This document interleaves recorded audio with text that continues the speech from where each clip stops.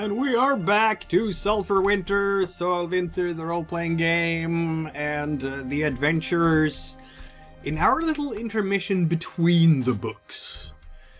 Yes, shenanigans have happened, will continue to happen, and we get to follow those. Be unapologetic about the shenanigans. As you should be. I mean, what are adventurers for except shenanigans, right? That's right? Yeah. Shenanigans are what make you famous. Yep.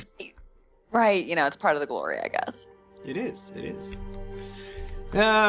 Yes, we have on the left. Unfortunately, Eldrida's player won't be able to join us tonight, but we wish her the very best and hope that she's back in 2 weeks from now.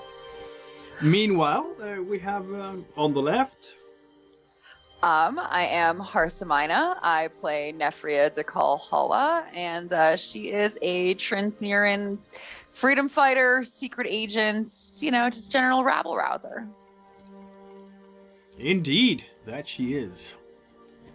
And then we have... I am Goat. I am playing Sifanu da Krimbydh, the disgraced doctor turned necromancer. Indeed, you are. And then finally we have... I'm the infamous Rob, and I play Sir Artegue da Fontra Cilor, who would prefer to be a hard-partying noble and is instead still keeping all these people alive. No one's died yet. Doing a damn fine job. No. Nobody's died yet in this A++. group. In right. this group. 5-star. Cannot recommend enough. Would adventure with again. We do good work. I'm not sure the whole good work... Yeah, I mean, yeah. You'll know us by our work. fruit. You work. How about that? All right. Should I create a nice light source at the lighthouse? I'll do that just because I can. He's gone mad with power. Yes, I am. There we go. Light source. Just better. You can't even see it because, the day, but if I turn it to night, you will be able to see it. Anyway, who wants to do the honors of summarizing last session in this show rated R for all sorts of reasons, including all sorts people, of 46. Yes, people dying horribly and Cannibalism. so on. Yes, Just a that wee too. bit, yeah. We haven't seen anyone getting actually eaten on screen so far, so that's a win. Maybe, I don't know. Well, I mean, not the whole person. See, Any old person. I mean, there's a lot of unedible bits there. yay! I nominate the infamous Rob for a summary, as is tradition. Surprised by your nomination. Surprised and honored. All If you right. want, I'll just... All right. If you want to do it, go. All right, I'll Por probably favor. remind her too with some things I might have forgotten. So, started back out at the guardhouse while we were all licking our wounds. Yep. And the old man in the tomb was my grandfather, who passed away quite shortly after this incident went down. So, we ritually buried him and ate his heart, which is traditional as of now. And then we headed towards the coast to escape the marauding zombies, and we discovered a dagger that talks and still thinks it's 800 years ago. And man, is that guy a jerk.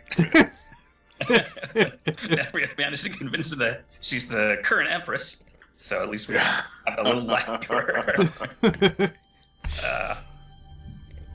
Then we got to this little island, I forget what it's called. Clusta Noba. That's the one. Yeah. Clusta Noba. Okay.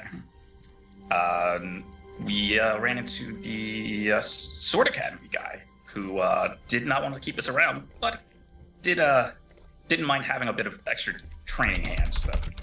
So that happened, and then we made it to the main town, and we were plotting on taking over a ship. Did I miss anything? I may have Yes. instigated a small riot. Yeah, that's we're gonna Oh, we kind of put a pin on that to because we needed to know how many guards have been left behind, which I know now. But yes, that was basically where we petered out with that session. Yeah. Oh, and enchanted Rob's hammer, so now it's awesome. Oh yeah. Oh, Yes, that's it such a did. good roll. It was such a good roll. It was a Oh, good it's- roll. That hammer is now literally dynamite, because when it smacks someone, it goes poof. I'm gonna hit people real hard, and every time I do, I'm gonna say thanks, Sifanu. And gonna go. Oh, glorious. Yes. You do have a while on this island. You arrived on this island in the early month of, permit me to flip, Minde, which is equivalent of June in our world, the 6th month of the year. And it's gonna be until fall that ships might come here from basically anywhere else.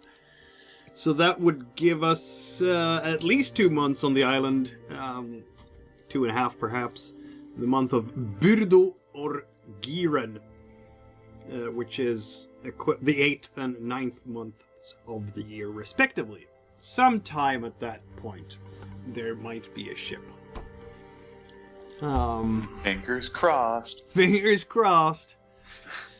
But yeah, I think there was some shenanigans Nefria wanted to get up to. I just wanted to quickly summarize the people on the island. I mean, Hildur, you know well.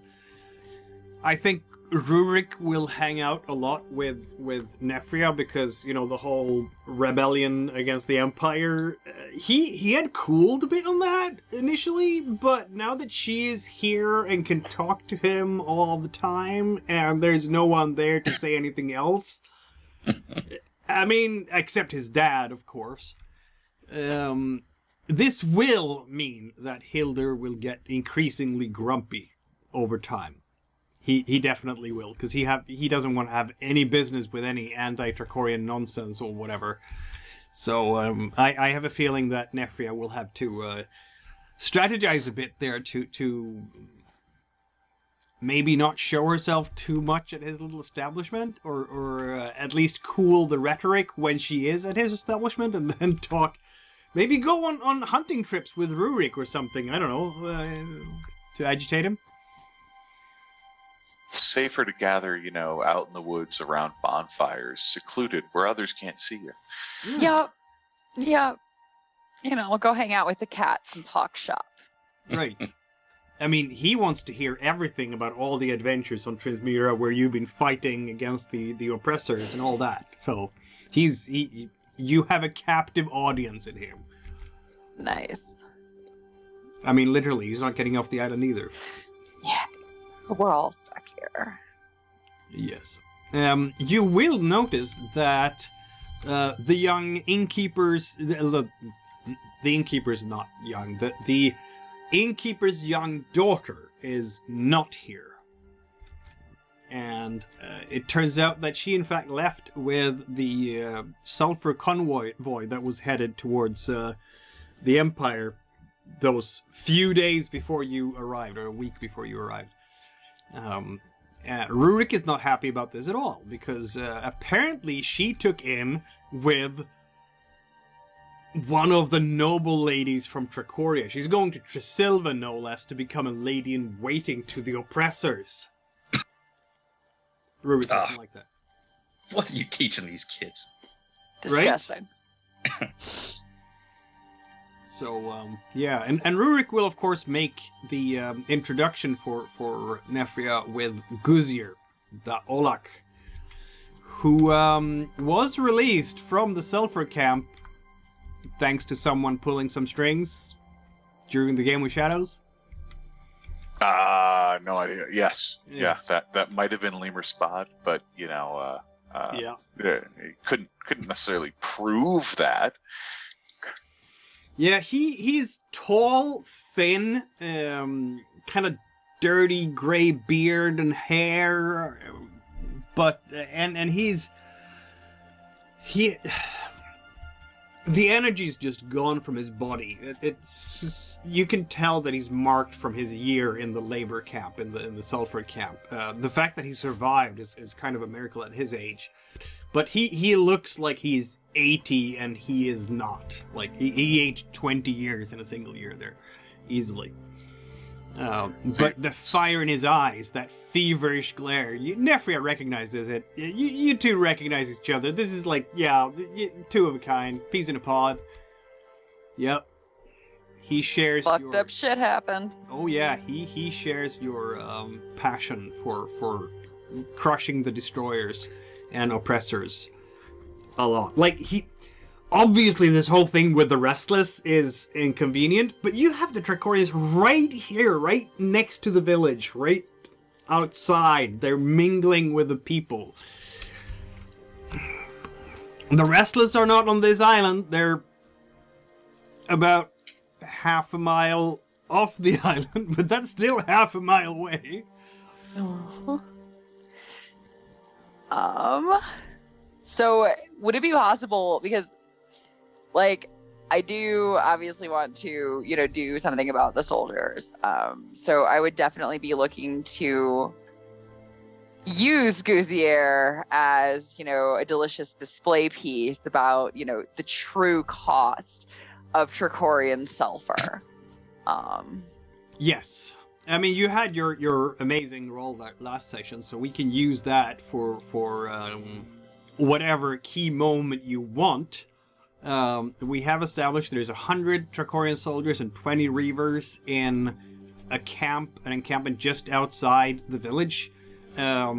Obviously, they are here to stage something for the future take back of Marjura from the Restless. That's the orders, and that's an open secret. Nobody's, like, in such a small community, everybody knows what's going on. There's a captain for the soldiers. There's a leader for the Reavers. The Reavers, those 20 Reavers, will be very curious about Hacha and Nefria and, what happened out there.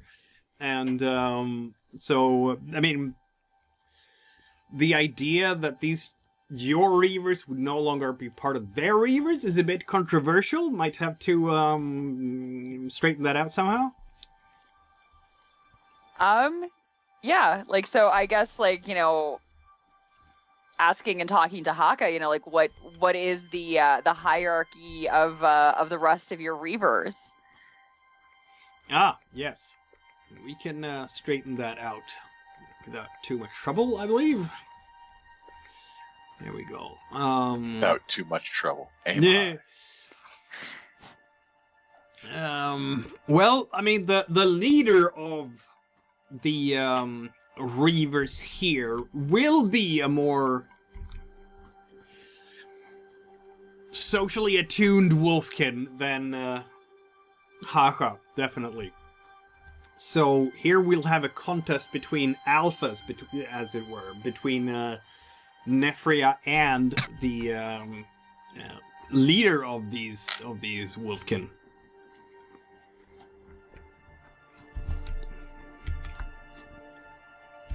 Are we gonna roll a social contest here? Is that what's happening?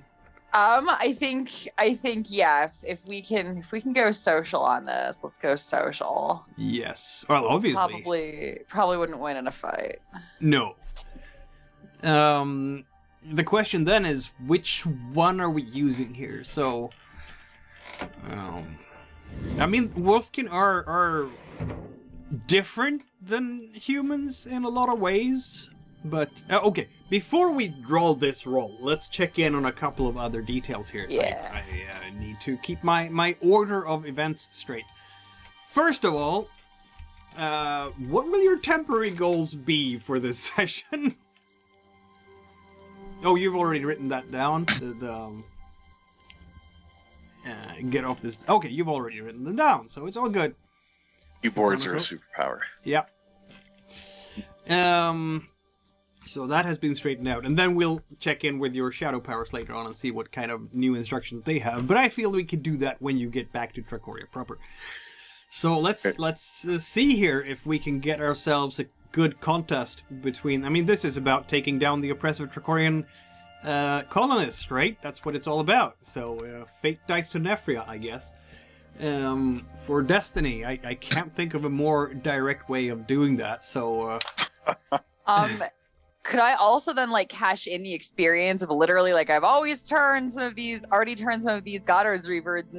Goddard Reavers into my Reavers? If you, fail with this contest, absolutely.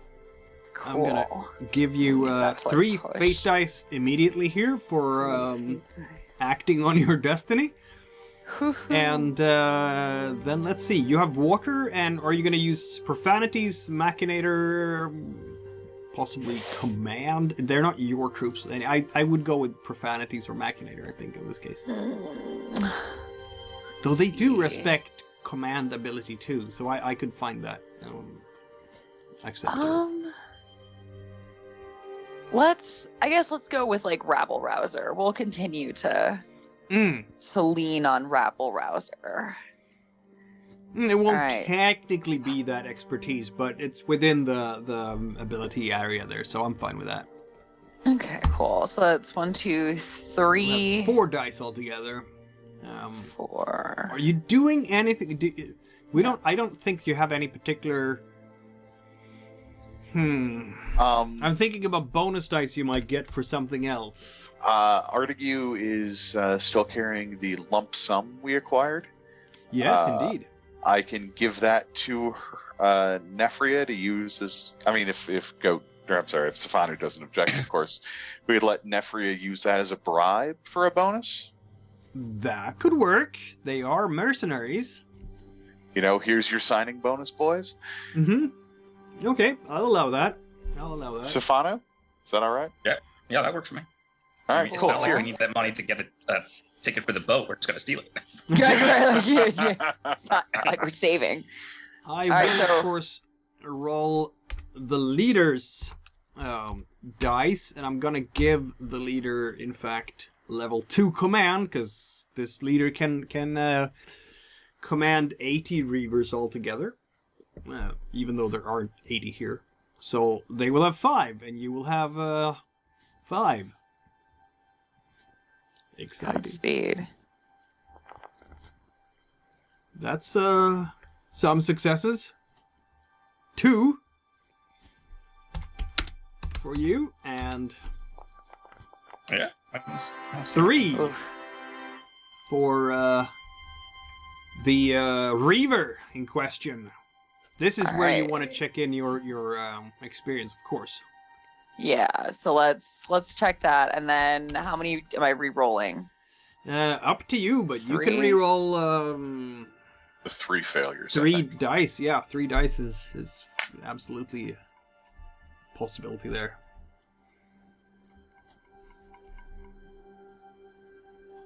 Oh. Nice. Ooh.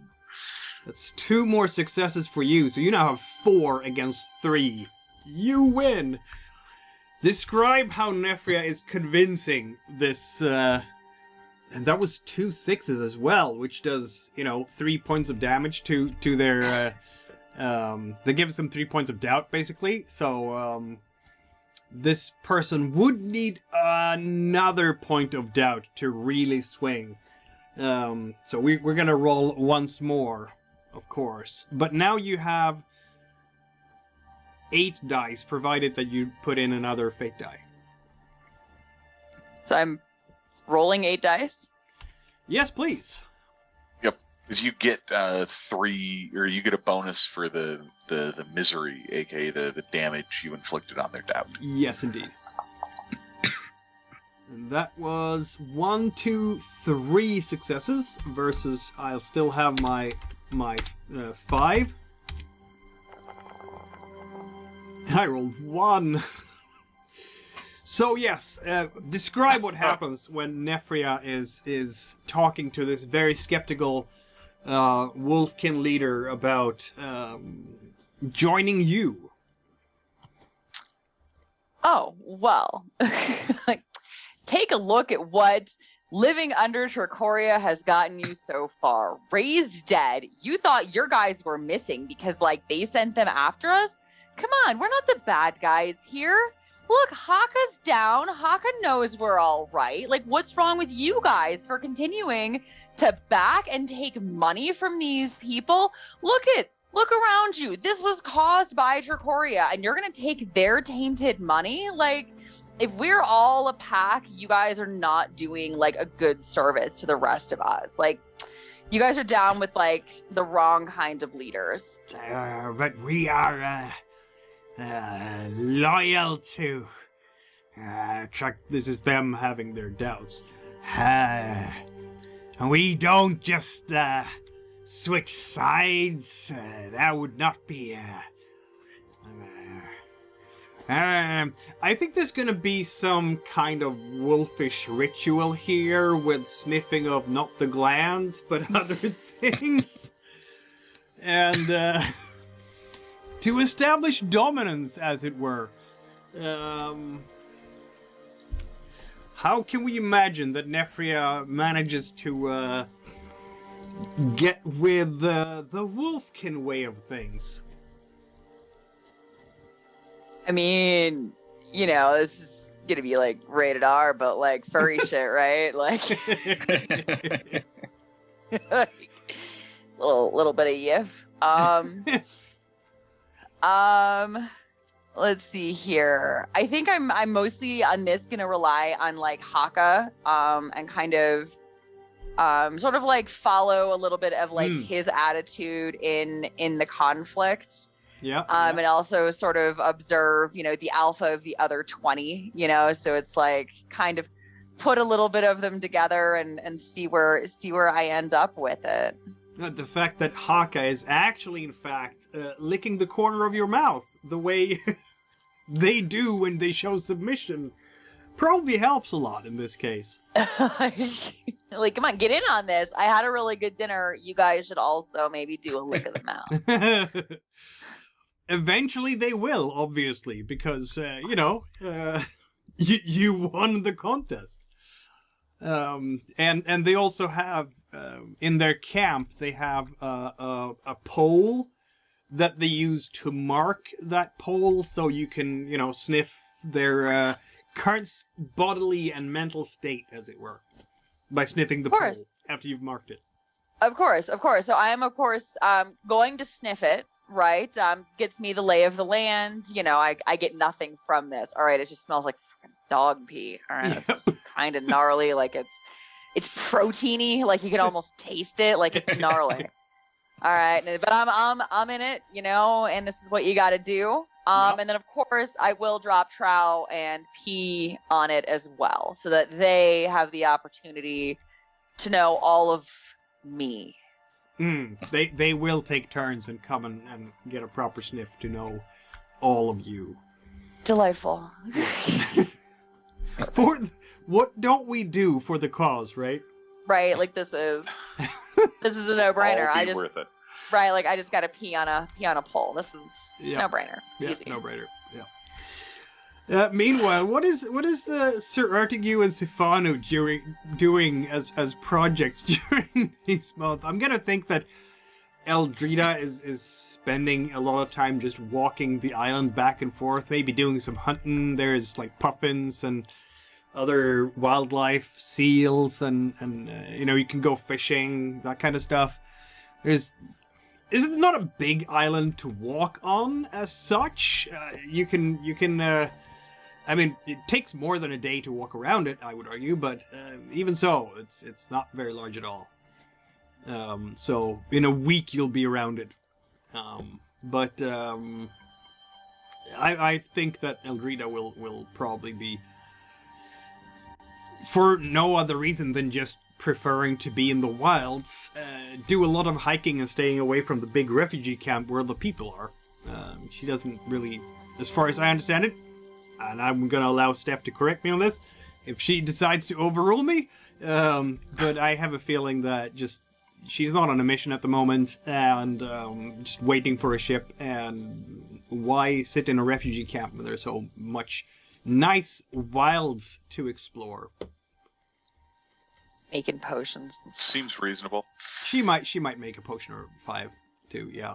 Yeah. Maybe Maybe even gather ingredients. Who knows? How far is it across? At its narrowest point, it's about 1 kilometer across, and at its widest, it's like 1, 2, 3, maybe 4 or 5, something like that. Yeah.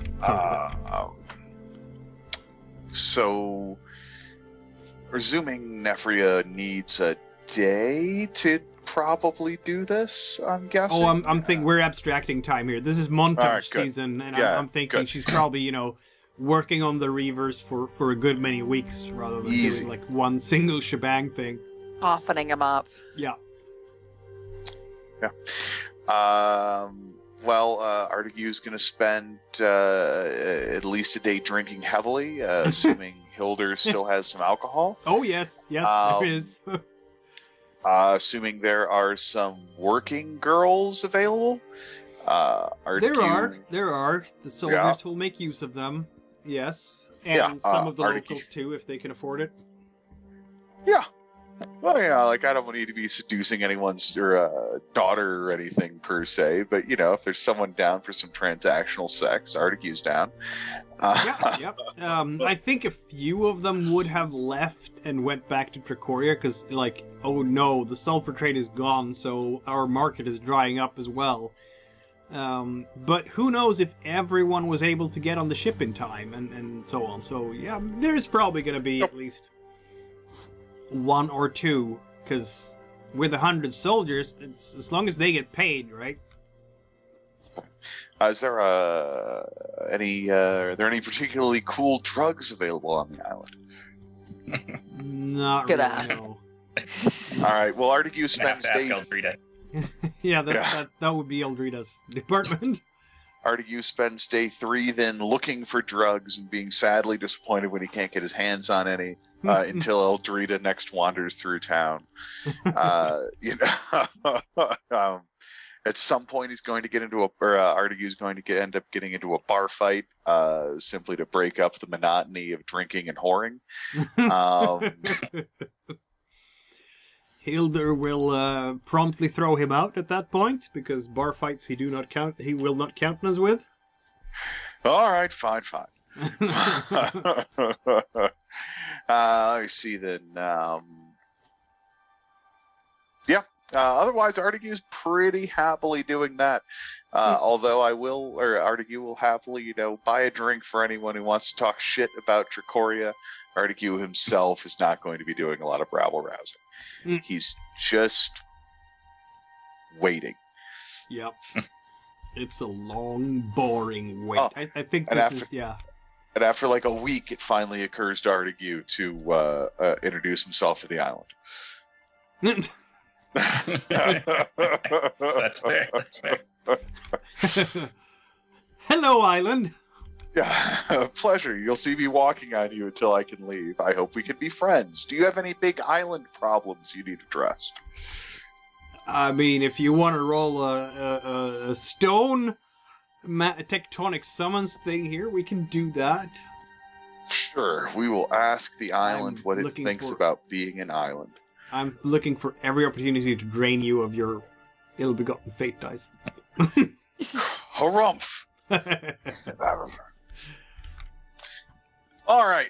So Artegue wanders off until he finds a nice little rocky outcropping somewhere. It looks like there are rocks off to the north, at least, right? Yeah, those are mountains.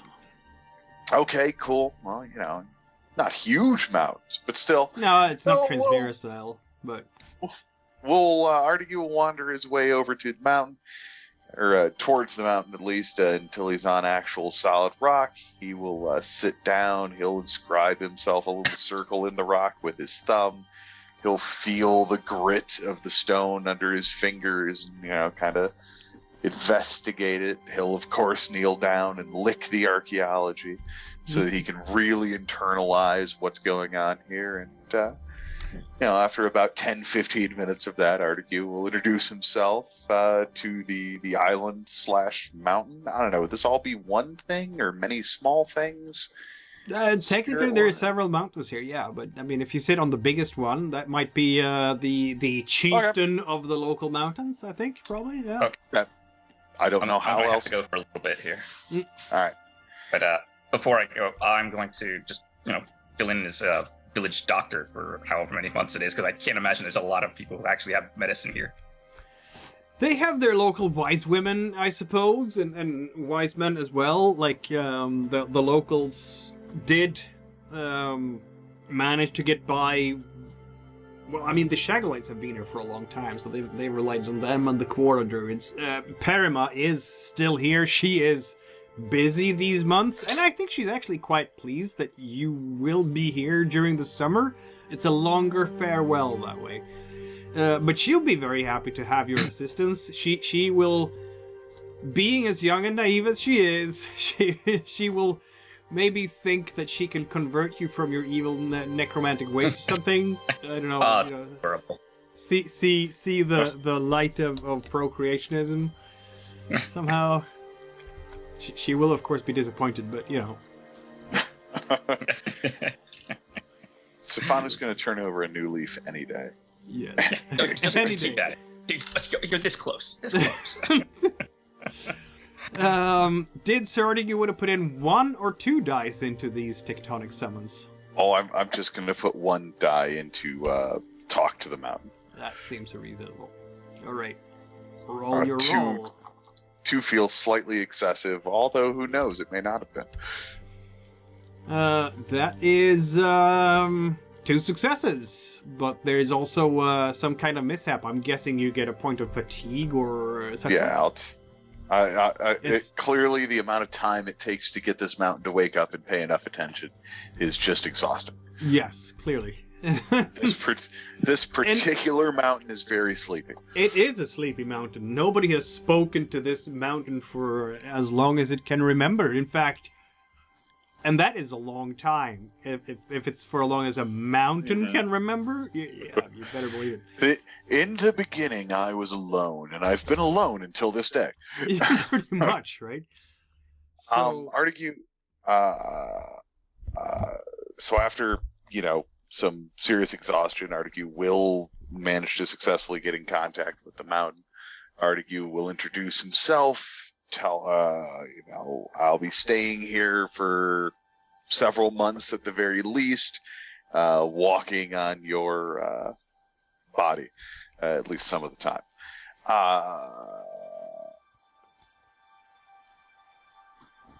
That is very kind of you to ask permission.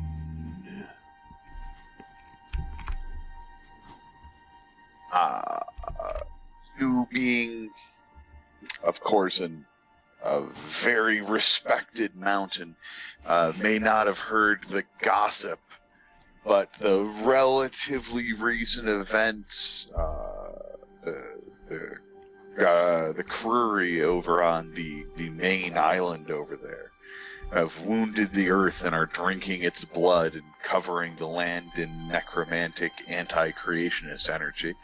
I'm against these guys, so if I need to perform a ritual to call upon your assistance in defending myself from these evil anti-creationists, would you be willing to help? It is a worthy cause. Thank you, O gracious mountain. And finally, the last question, is there anything going on your island that you were concerned about? Do you have any complaints? Anything I can do for you, in effect? No. All is well. Wonderful. Well, I'm going to get going then, and you have a great couple more eons until someone speaks to you again. You're a delightful mountain. Always a short conversation. He'll be pondering over each syllable for at least the next several hundred years. Right? Yes, probably. All right, yeah. Other than that, back to the whoring, gambling, and drinking cycle. One day Nefria will need me for something, and until then... One day I'll need your money for something, and until then... Sir Artegue will be bored. But, you know, if it comes to an actual revolution and fighting the soldiers, Sir Artegue might be handy in a fight, so, you know. Yeah, every time I see Nefria, or Artegue sees Nefria, it's just, Nefria, is it time for revolution yet? Soon. She'll have 30 reavers, well, 28 because you lost a couple, or, yeah. Yeah, I think it's 30, right? It was 12 to begin with, and then... Yeah, we lost 2, I think, in the mountain. So, 30 reavers, and whoever you can rabble-rouse from the Marjurans. A goat. Where are we at? Goat is We'll get back to goat. Yes, goat will return. Insofar as Eldrida is concerned, I recall correctly, if I recall correctly, she was also supposed to be like getting a little bit of sword lesson from Master Kyria. She's working with Master Kyrias as well. This is true, absolutely.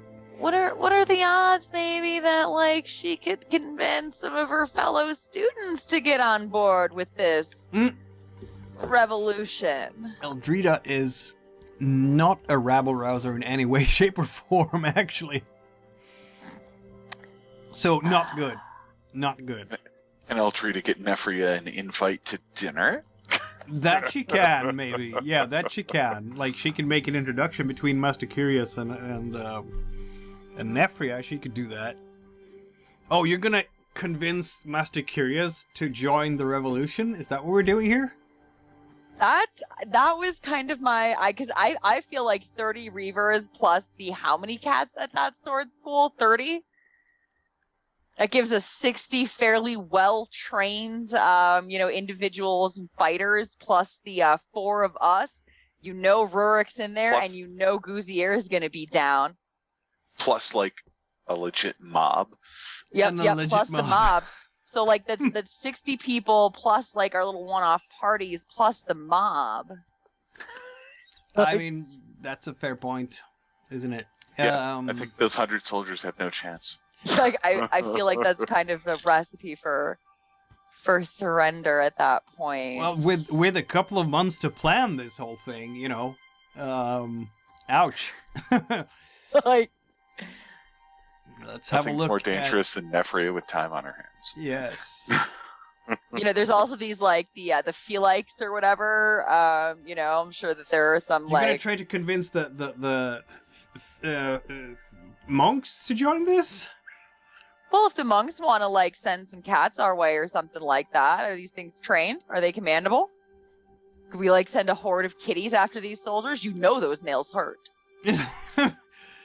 Let's just say that the cats themselves are no.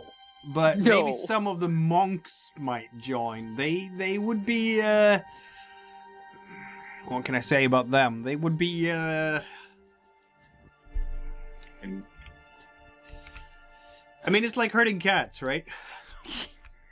You could convince some of them, perhaps, that the Trachorian are prey?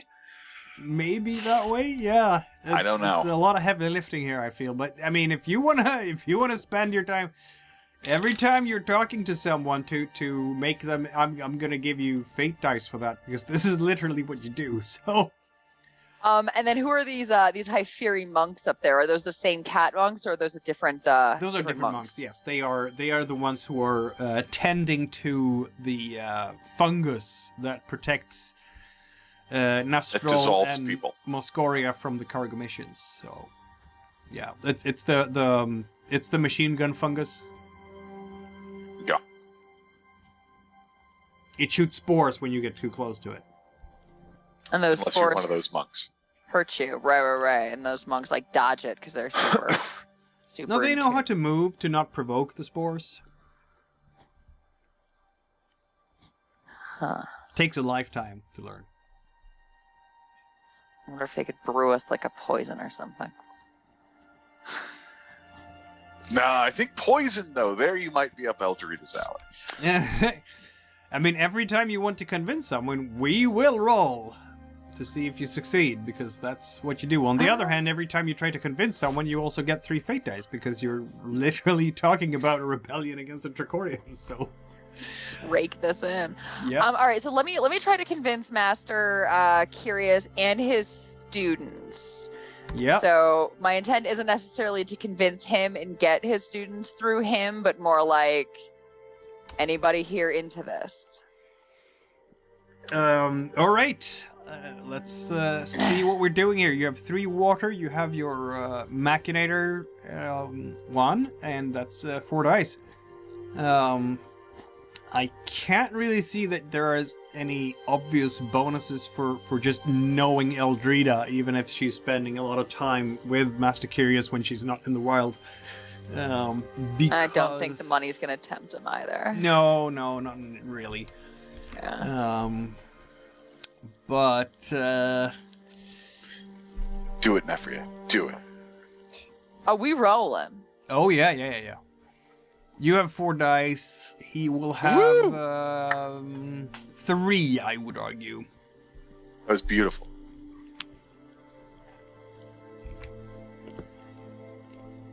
That is 3 successes. Holy smokes. I'm on a roll. And I'm gonna spend one of mine from my... I'm running out of my fate dice here. Is that fair? We're gonna make you spend them all just trying to resist her. Yep, that's basically what's going on here. Fear me. Right? My machinations. Oh. That is 2 successes, and you have 3. That gives you 2 points of doubt on him, and you need 1 more to convince him. You're sitting there during the supper and talking about Trachoria and its evils, and you're holding your impassioned speech, and he's looking at you, and he's kind of wavering. There's something in his heart about defending the weak from the strong who abuse their powers. This man is a master of the Bansi Khan. And one has to know a little bit about the philosophy of Bansi Khan to understand maybe how you can poke him properly. So I'm gonna have a look here.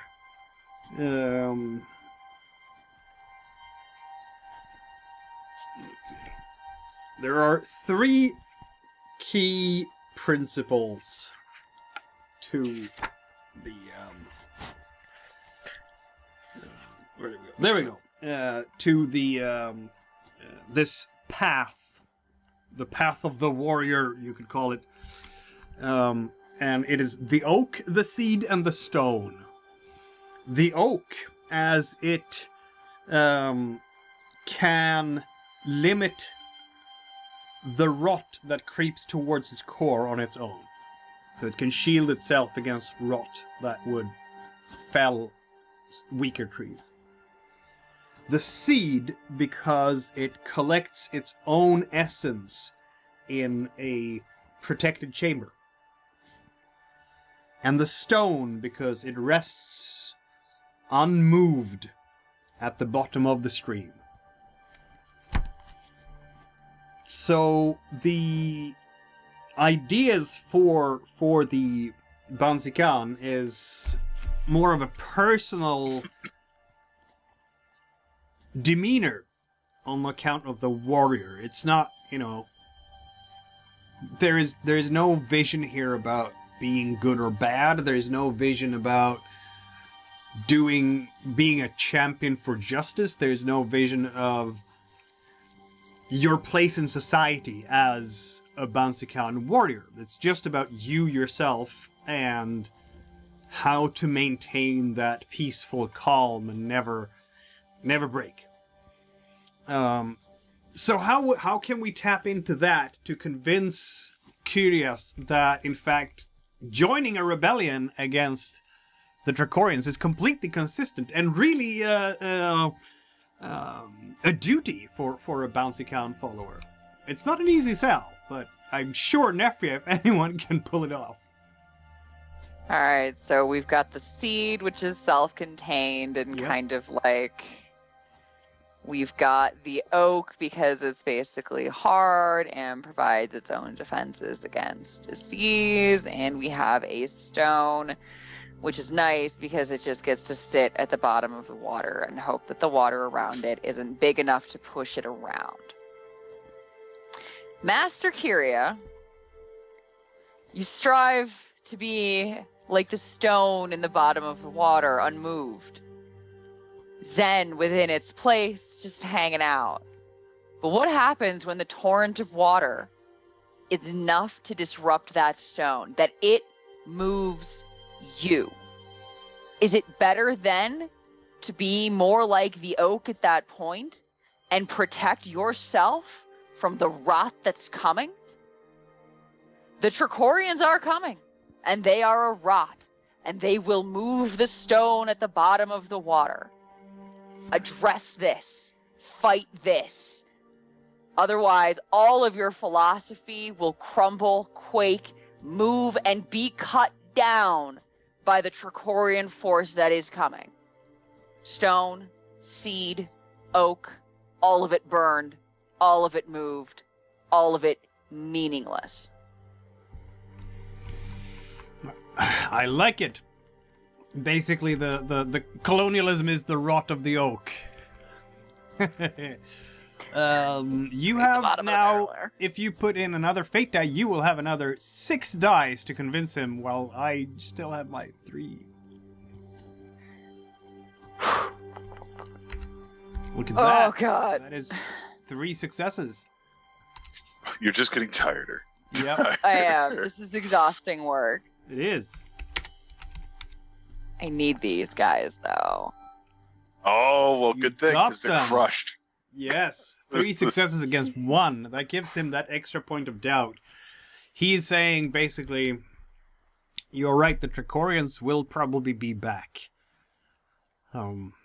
Probably with the first ships in the fall, I would think. The first moment they can set sail from their capital, they will come with something or other. And how will they react, I wonder, if they find this island overrun as you would like it to be? That is apparently the doubt he has. So how do you respond to that?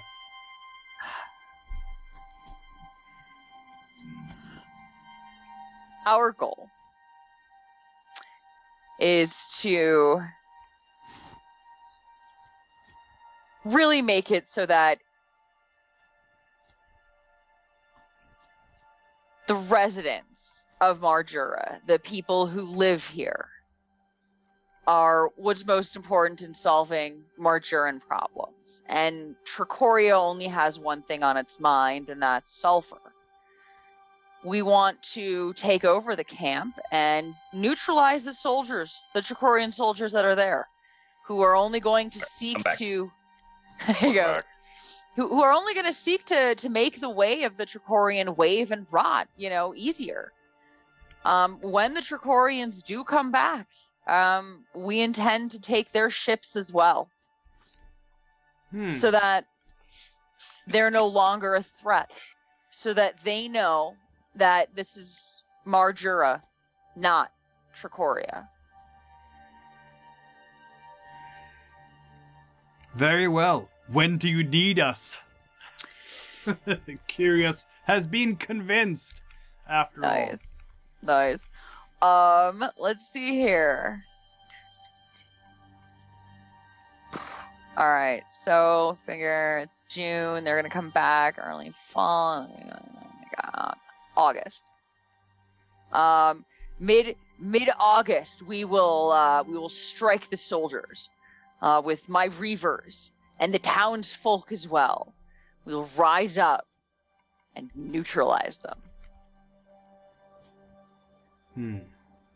He just nods to himself, but it's the kind of glance that tells you that you've got him. It's beginning to look a lot like murder. Perfect. I'm going to set up my own Trachorian. Beard. Sifanu, what are you devoting? I mean, we talked a little bit about Perma there, but feel free to elaborate on Sifanu's introspectives or whatever he's going to devote himself to during these couple of months. As mentioned before, be the in-house doctor, I guess. Yep. And I actually know medicine, not just herbs. This is true. This is true. And you will be very appreciated among the locals for this, I would argue. In fact, this is going to be very ironic now, and everybody's going to laugh, but I think of all the 4 adventurers, Hildur will like Sifanu the most. He's not stirring up trouble. Dark past. He's not stirring up trouble the way Nefria is doing. He's not stirring up trouble the way Sir Artegue is doing, which is a different kind of trouble, but still trouble. Right. And, Eldrida is kind of a non-entity for him during this because they don't cross paths a whole lot. She's either training with Curious or hiking the mountains. Sifanu is doing something genuinely good for the locals. Healing the sick is a worthy cause. So you're definitely gonna get bonus dice to your relationship with Hildur for helping out. And just all the locals will remember Sifanu the healer, not Sifanu the necromancer. Does he have a reputation? Anybody who knows that one, he's gonna be dead. I do. I have a reputation of one. Yep. Yeah, he is kind of known for, being a necromancer by now. I think Parima might have said 1 or 2 things about the strangeness of how Sifanu helped destroy the Shagolites with his strange magics. I think the any locals who don't interact a lot with Sifanu will have a grudging respect for him. Okay, he is clearly a doctor, someone who knows medicine. He healed my aunt, or he healed my neighbor's aunt, or something like that. Yeah, it's not a big community, and so that's working for him. But that doesn't mean that I want to go close to that guy, because I hear from Parima that he did some sketchy things or has some weird powers that I don't understand, and that spooky aura, it's kind of like the doctor everybody's scared of, but still considers a great authority and will listen to in matters of medicine because clearly it works. Is Sifanu Rasputin? I mean, other than it clearly working, I mean, he's like a functional Rasputin. I mean, it depends on how many orgies he will participate in, but yes, all of them. I bring Sifanu to all of my orgies. It might be hard to get the locals in on orgies, though, except for the soldiers and the sex workers. I think most of the locals are maybe not that liberated. Well, thank They're heaven also for probably all related to each other. An aunt and a cousin. Yeah. Never want to see your mother in an orgy. That could be a good point. So that could be yeah. But you have their grudging respect and acceptance and appreciation for various services rendered. Excellent. Yes. I think that brings us back to this is Nefria's episode. She's finally free to run rampant across the Trachorians. There's no no one will stop her. And no one will stop her. My camera just tumbled. This'll be good. All right, that's fine. Yeah. Wow. So I'm thinking you needed to have a chat with Hildur as well. Yes. Which may not be as well. Yes, in a way, it's gonna be easy because it's not going to be the hardest thing you've ever done, but let's see. He really doesn't want trouble with the Trachorians at all. I'm gonna give him a bonus die for that. Bonus. Yeah. All right, so I gotta. Just shenanigans. Yes. On the other hand, he doesn't have any social skills at all aside from command. So, and he's not gonna use the command skill on you necessarily. He would use it on, others. Rurik. Like, yeah, Rurik or the Marjorans, but not necessarily against you. Also, I'm running out of dice in my chalice, which is terrible. Yes, I'm soon gonna have to offer coming. challenges to get some back. So yeah, that's his problem. Are we talking to him as well? Are you trying to convince him of getting back to the rebellious ways, just like he did when he was a young man? He'll have his 3 dice. And I'll give you another 3 dice for, talking to the next guy. Like undermining Trachoria everywhere I go. Yes. Yeah, I am. I'm gonna talk to him, but I'm gonna feel really, really bad. Because, like, don't get me like. I mean, he could go out on the town square and tell everybody to get home to their cabins and don't do this because this is bad. Which is probably something he would do, because, he is... It's hard to imagine Hildur sitting on his hands while Nefria is rousing the rabble to go and fight the soldiers. Like, don't do this! We want peace here, not war! People are gonna die! Yeah.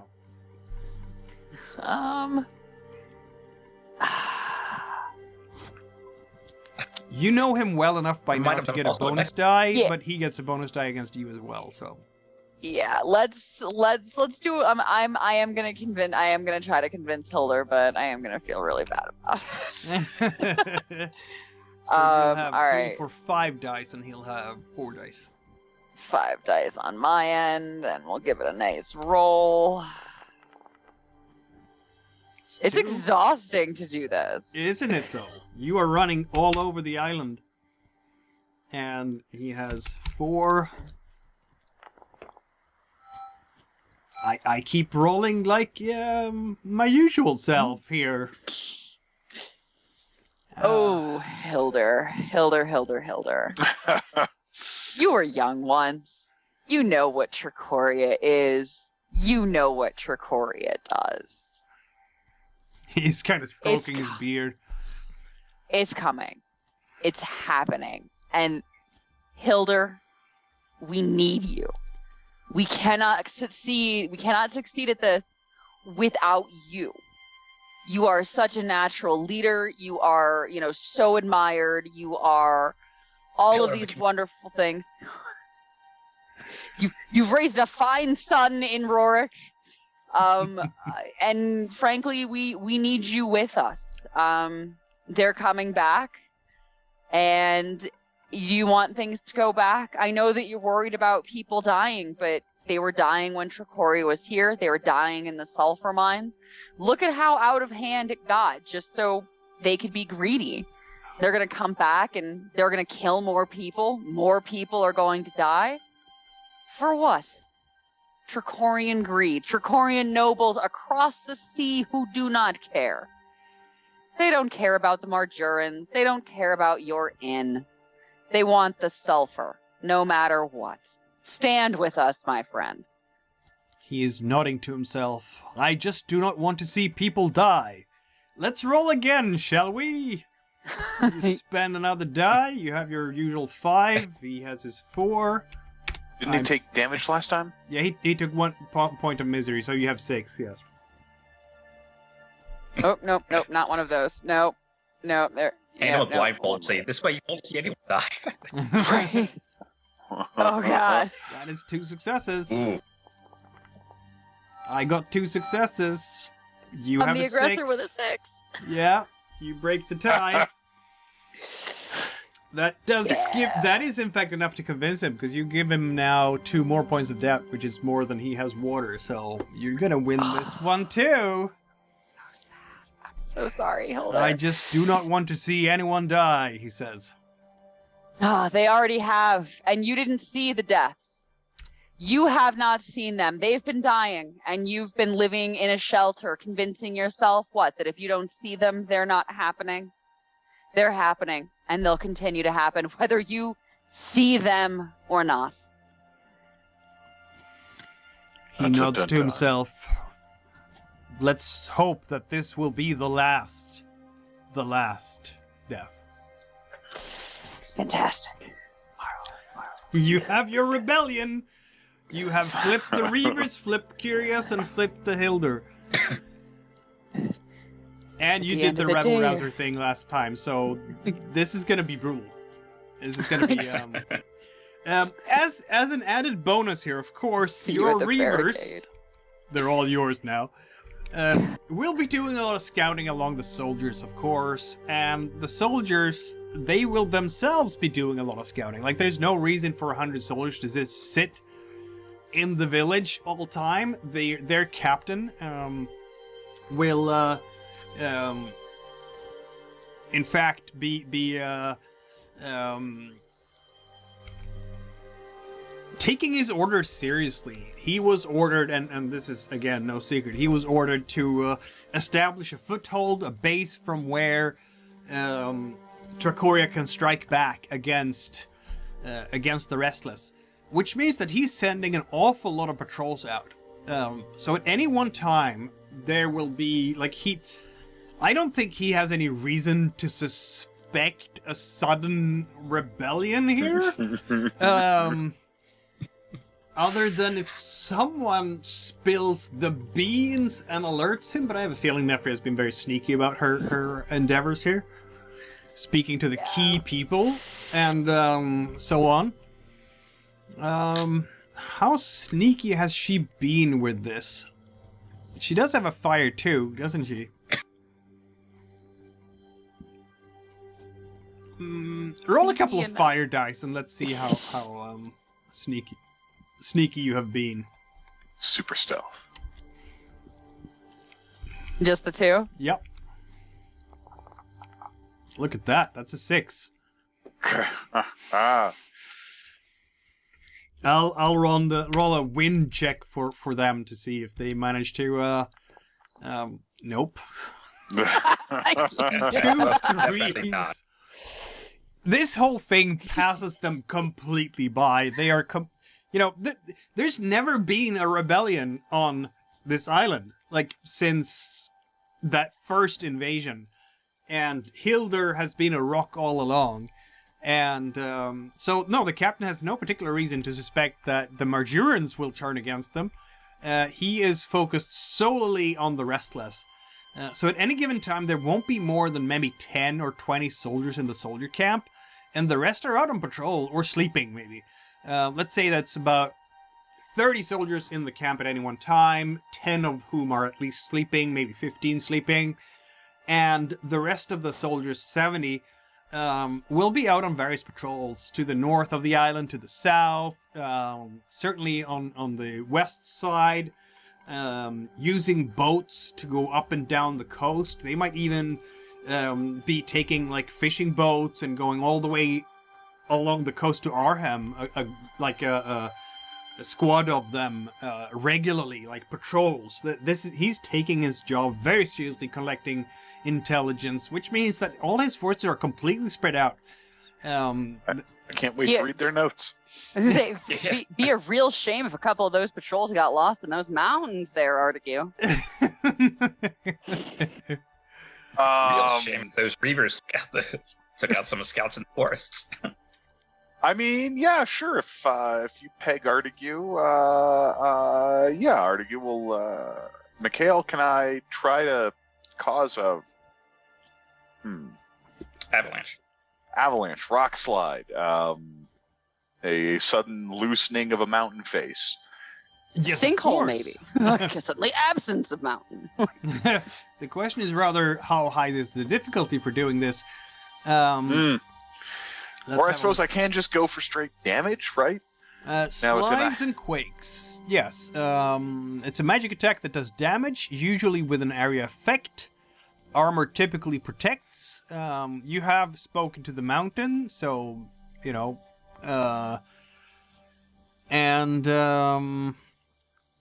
So yes, it's a magic attack. Let's see now. Boom, magic attack. You want to do... No, that's not where I want it to be. Oh yes, combat. Magic attack that do damage work like ranged attacks with long range. And the power level functions like the weapon damage. So yeah, and you want to do it against at least an entire squad, so it's gonna be, you know, difficulty 2, I would argue. At the very least, and what isn't it? Area spells. No, that was etheric body. Area spells. Doesn't sound like stone magic somehow. Etheric. There we body go. just doesn't- Size of the area would be short distance probably, so difficulty 3 in fact. Yeah, that's it. So you'll have a 2 base damage if you're putting 2 fate dice into this, because that's the force of. Yep. And then any 6s does extra, which is enough to overcome light armor, and yeah, I think these guys are mostly lightly armored. I think it'd be strange to be scouting in full armor, right? I think so. Yeah. I'm just gonna double check what I've put into these guys in terms of Yeah, armor. they would be exhausted climbing a mountain in heavy armor. Yeah, Mhm. but, you know, soldiers do... Yeah, they are, actually, in fact, equipped with heavy armor, Trachorian soldiers. So, chainmail, I'm guessing. For the most part. So, you need a 6 to hurt them, but if you do get that 6, you kill them. And there we go, because they have 2 stone. And I've become what Baldur Loudmouth worried about me becoming. Yep, and you need 3 successes as well to cover the entire squad. Nope. All right then. Sure. Let's get down to the ground and let's talk to some mountain. All right. You have talked to the Oh. mountain. That was not the best talking to, but No. Hold on. Fortunately, I can go back to my training, and refocus myself, and just go through the base levels correctly this time. And I suppose I'll re-roll 4 of those dice. yes. Oh, come on. That was not much better. You are now known. No, this is not anti-creationist. this is so we're fine. creationist. This is creationist. Take that. No, No, that was terrible. Yeah. Without a single 6 to the roll, you will take 2 points of something in terms of mishap. Clearly. I suppose I'll take exhaustion. Sure. No. All right. Yeah, sure. Why not? Great. You are very I'm now exhausted after- exhausted. Yes. I accomplished nothing, and it tuckered me straight out. Yep. But you did Someone's speak going to the bed mountain. early. Sorry, guys. I rolled 9 dice. Couldn't find a single 6. What do you want? What do you want? Did you want to do the actual avalanche thing now as well? I mean, I mean, once you use Is the it- volcano to assault an iron tower, you still have that one too. I do still have a memory. Really blowing all 5 memories before I even leave this fucking island. Oh, fuck this island. No kidding. I'm just going off your shenanigans here. How many? Gosh, fine, sure, why not? Mark off half my memories in one go. No worries. You haven't done the actual avalanche yet. So No, maybe true. if you roll well, you will in fact not have to mark off the memory. How many successes are you thinking for an avalanche? 3.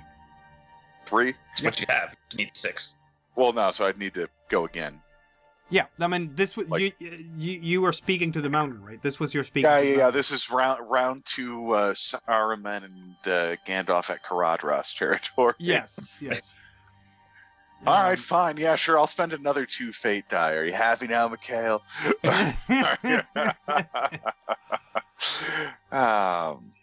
On the other hand, you are trying to free people from, Trachoria, so I'll give you 3 fate dice right back.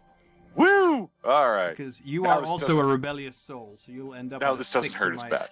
in my reckoning. Right. I'm such a generous soul, but it's what you do. You are Sir Artegue the Liberator. I mean, I keep trying. We don't have a lot of successes yet, but I keep trying, and that's You what's do. important. So yes, now you can roll your All 5 right. dice and see if we can. That's a 6. Ah, There it is. there is a And- god. There it is. And 3 more successes. Ah, So yes, that is what you do. You cause an avalanche coming down on top of the Trachorian troopers, which is terrible for them. They have a single fire dice because they are carrying heavy armor. You can try to dodge this, which clearly doesn't work. So, yeah, they are having their patrol. It's a squad. They're out there, and suddenly, and the rock, just the mountainside comes down on them, and that's 3 points of damage, and it buries that entire patrol. You can see, like, arms and legs sticking out, and... I thank the mountain for its assistance, helping defeat these anti-creationist scum. So is it like 12, 15 guys? Happy to stop such terrible. That's it. Yeah, I love talking to mountains. It's the best. I do. So I guess we're down to 92 soldiers. All right, Nefria, you got the patrol you asked for. Cool. Did you loot the bodies? No, they're buried under a mountain. That's. Fine. Get the whole camp. They have an armory and everything. I bet it'll be fine. Plus, we'll get the payroll coffers. Oh yeah. All of the above. Does this mean that I'm really we're tired, though. rapidly I'm gonna- approaching the date when the revolution comes? I mean, I figure so. I think so. Is like Sifanu, is there any like undead necromantic stuff you can do? Is there like a cemetery that you can like oh gosh. Who are all right, so we have as well. We have the Mager estate, and then we have that house down at the I mean, the bottom. Martyrs are solidly in favor of Trachoria. Like they are marsh folk and they are merchants, and I mean, by now, I don't know. I think you would be able to have figured out that the Muggers, if no Trachorian war vessels come, then the Trachorian merchant ships will arrive in the fall, because they sent messages with the convoy to that effect. Merchant ships too, eh? Mm-hmm.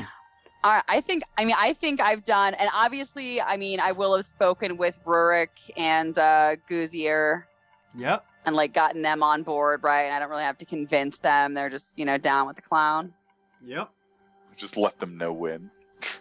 right? Like, just let me know, I'll be there. Give us save a date. Yeah. RSVP. No, I think it's go time. It's go time. All right. I'm gonna say like this. So, Curios's fighters, they will all have like. Now you don't have enough command rating to command everyone under your command. You have 30 reavers and Master Curious has 30 soldiers, and you're gonna stand there. We remember from last session how you did your fiery speech to get the Marjurians to rise up against the oppressors, and Hilder will be quiet, but he will be there to try to minimize the damage. Guzier will stand right next to you, like you're his. He's gonna treat you like the daughter he never had. And hear her, Majorans, we have to do this. Like, he's gonna give you a boost, like extra dice and everything, even though you didn't need them for that roll. So that day comes, and oh my goodness, it's gonna be ugly for the Trachorians, I think. When this goes, you can Max. You can do Or it all goes yourself. down. I want to give Artegue a fate die. Oh, you're gonna give Artegue a fate die. Excellent. Yeah. Yeah, he might need one with his club. This is now field battle territory, right? Unfortunately, there's too many of them for you to use your command skill, Nefria. When you get level 2, you could do it, but not level 1.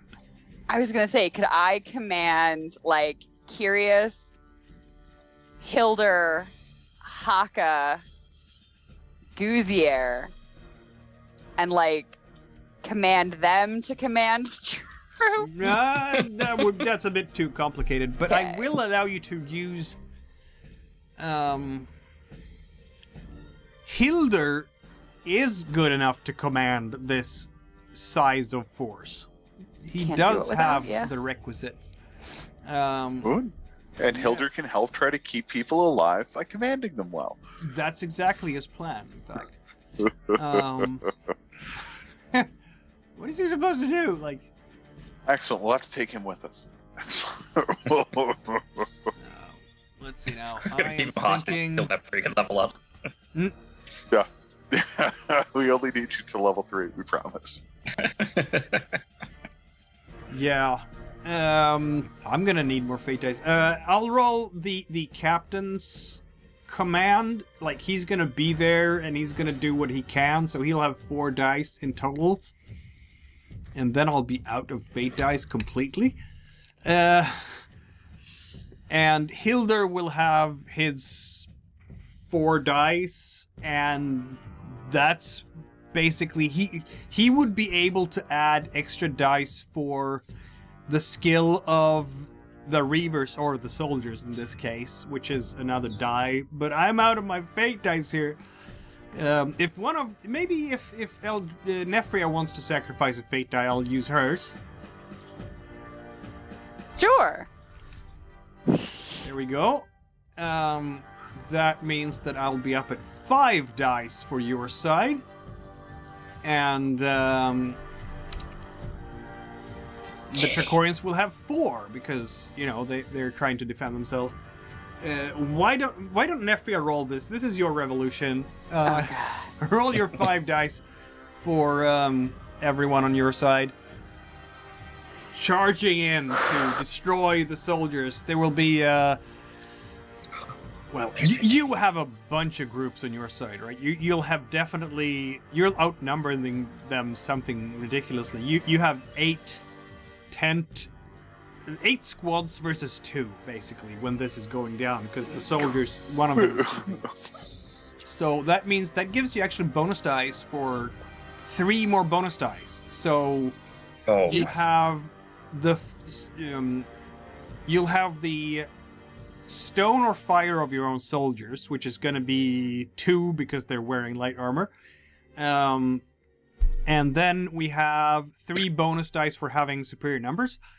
And then we have 3 dice, the fate dice for their skill, and Hilder's command capacity. So that lands us at 8 dice on your side.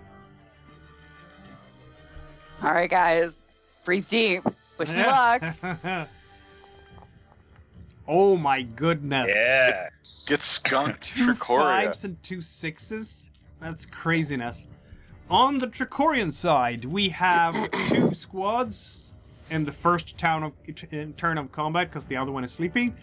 That gives 1 bonus die to them. They have 2 stone, 1 level for swordplay, and 1 level for command. So that gives me 2, 3, 4, 5 dice altogether. Which is not so good. I have 2 feeble successes. Okay. That means that you will do a lot of damage. Oh dear. And on your side you have like swords and two-handers, even with the Reavers. They have two-handers and bows and everything. This is Yeah. Just killing all of them, aren't you? Surprise rebellion. Yeah, surprise rebellion. Ring, ring, rebellion phone. The rebellion. Ring, ring, ring. Bananarchy. But that will do 3 points of damage against them, and they only have 2 points of protection from their armor. That means that you will in fact win in a single turn of combat against these guys. Because we're pissed. Yeah, so this is how field battles work. I don't know if I put that down in our little rule summary here. Did I? Probably not. Okay, I'll tell you. Not that I know of, but I can't swear to it. No, because I didn't think you would go this fast into the field battles. That usually comes later in the campaign. Like, No, right now. Yeah. If you lose, Murder you take hobos. losses. You lose a number of units equal to the enemy's degree of success, so crits, plus the weapon damage for the weapons that your attacking unit is using. So that's 1 for a sword or a bow, depending on what unit is going first. So that is 3 points of damage. So I lose 3 units because it's 3 points of damage. But yeah, you win, and I'm gonna have to roll wind, but I don't have any fate dice left. Oh dear. Well, we'll see about that in a moment. Is Sir Artegue in on this little revolution thing? Oh yeah. He sobers up like a whole day in advance, spends it, plunging his head into the most glacial water flow to come on, and then So 48 hours later, the day of revolution, he is all fired up and ready for something new to do. Right, because it's exciting and fun. Also, this is like the best. For him, it's a party. It's like literally the party starts now. There's no kind of adrenaline rush like the kind you get when someone's head just goes splat. Speaking of someone's head going splat, you are on the attacking side in the first turn, and I will say that because you are not the commander of anything, you will have to fight a Trachorian soldier this turn. Square. So go ahead and roll an attack against a Trachorian soldier with however many fate dice you want to put into that. You are, of course, no longer tired from exhaustion or anything, because this is like... Yes, I had time to nappy nap. Yes, you have. Explode this guy's head. So you can put your one fate die into your swordplay if you want to. Yep, I'll spend 1 for swordplay, and I assume I have reach on the guy? What was that? Yes, you do have reach, because you have your Warhammer. Yes, because I'm not in a small cavern or something, at long last. At long last. So this means you have your 5 3 dice. stone, your weapon, your fate die, so 3, 4, 5. And also your weapon is going to do horrible damage to him when you hit. Arg. I managed to hit, maybe. You have 1 success, but it's a 6. The soldier That's all he needs, right? is out of fate. I'm out of fate dice. I'm gonna do a I challenge. need him to roll worse than me, still. Yeah, I have 2 dice and that's it because the sword is too short. I don't even get to add any of my own fate dice because I need to make a challenge for you guys, and I'm gonna do that. But I'll let it go for now. So 2 dice fighting against you. No, No. that didn't work No, at all. he just explodes. So, but how many points of Swing damage that does at this nothing do? but brain matter. So 4? it's 3, 4, 5 for the 6, right? Yeah. 3. So, yeah.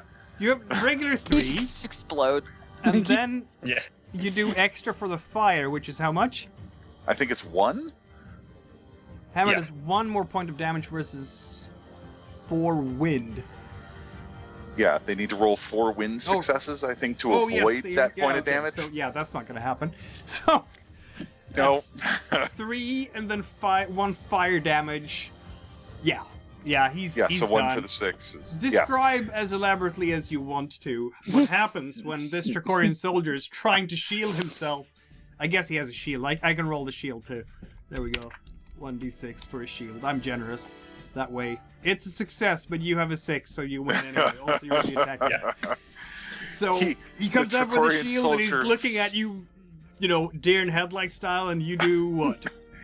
I just tee up like I'm playing golf, and my follow-through extends all the way through his chest, and you end up with an arm over here and an arm over there and a big hole where major organs used to be. And then I pull the hammer back out, and Artegue just has a giant grin on his face because this is awesome.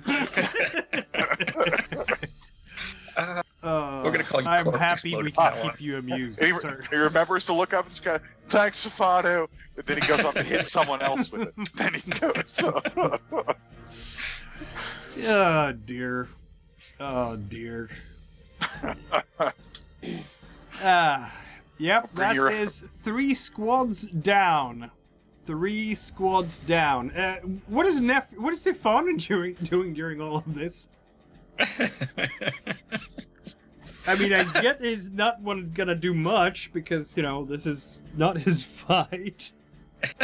Just before the fight, I'm gonna sew red cross or pluses on each of my arms. I'm just gonna wander around the battlefield. I'm like, you okay, buddy? You okay?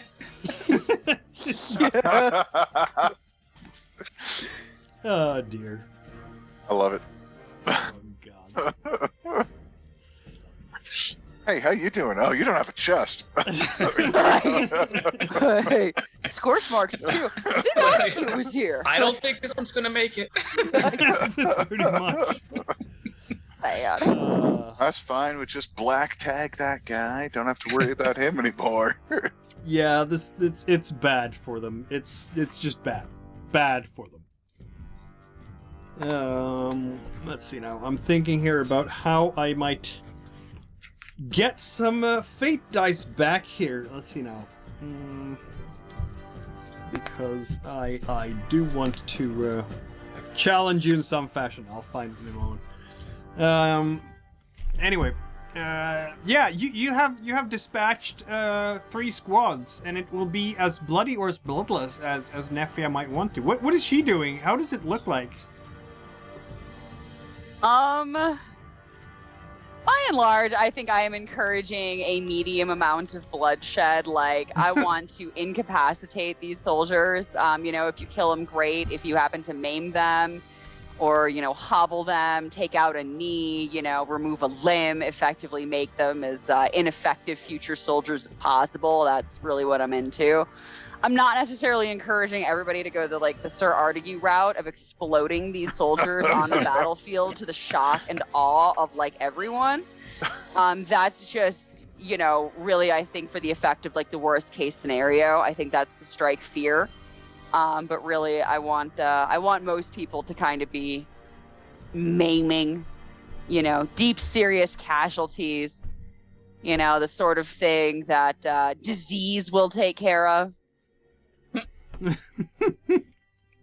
Or a disgraced doctor who's wandering around the battlefield.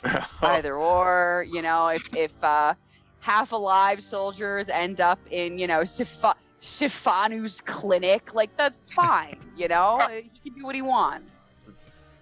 This is going in a good direction. I like it. This is going. Solid. Yeah, so medium. The captain, of course, having been captured during the fighting, probably by Rurik or Hildur. Rurik will be right there in the fray and fighting side by side with Sir Artegue, probably because Rurik has this complete romanticized view of who Sir Artegue really is. He's like, yeah, the freedom fighter, Sir Artegue. He doesn't get that it's all about having fun.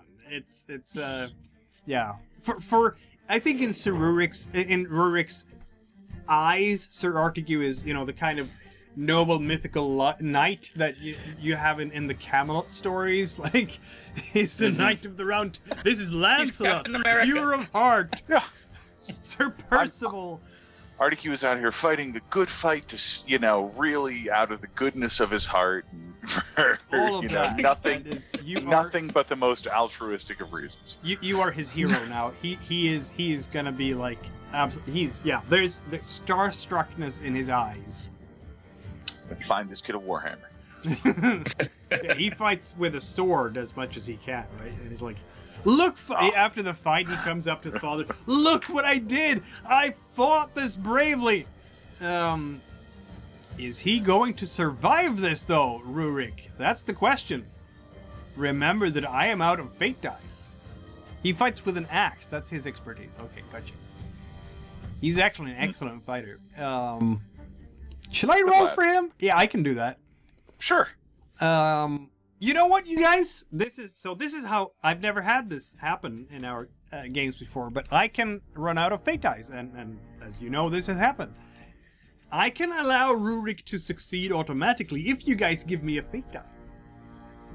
If just one of us gives you a fate die? No, not from your pools. I get from the chalice. Oh, we just allow him to So if take you one. allow me to have a fate die from the chalice, I can allow Rurik to win this fight with a Trachorian soldier. Well, then, Sure. yeah. Thank you. Seems like a win. Yes. So he goes unharmed, or at least mostly so. I have a Just fate enough to get a die! nice little Yay! scar on his cheek. Impress the ladies. Exactly. Yeah, no, he comes there with his axe, and he's done his job, and the axe has been bloodied. And Hildur is just kind of looking sad over this whole affair, because this is not at all what he wanted for his son. But what's done is done, right? And at least, Guzier is probably gonna write... Nefria, you have tipped the balance of power in this town. People are no longer listening to Hildur as their leader. They're listening to Guzier instead. He is the elder in control of this village now. Oh. Oops. Yeah. Oh. The rest is probably going to be easier because the soldiers who come back from patrol, every time a patrol comes back, it's fairly easy to arrest them, right? Oh, arrest them. Oh, okay. Oh, you're going to kill them all? Is that what we're doing? Well, I mean, I suppose, arresting them sounds more civilized. Hang on a second here. There are zombies out there. We got mouths to feed.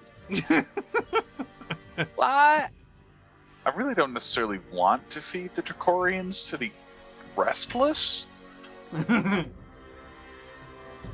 But if they die here, we won't be feeding them to them. Like, we just won't be feeding them our food. Oh, I see what you're saying. No needless deaths, says Hildur.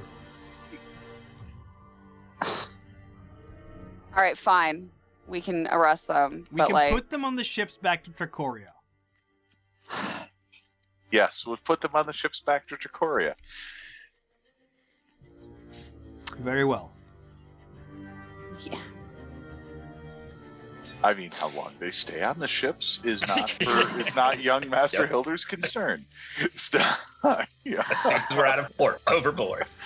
Whee! Well, we might need more supplies on the water, and we can use them as chum. It's just, I mean, I guess Right, we'll have shark to is take good. over the Magar estate to store all these people, won't we? Yep.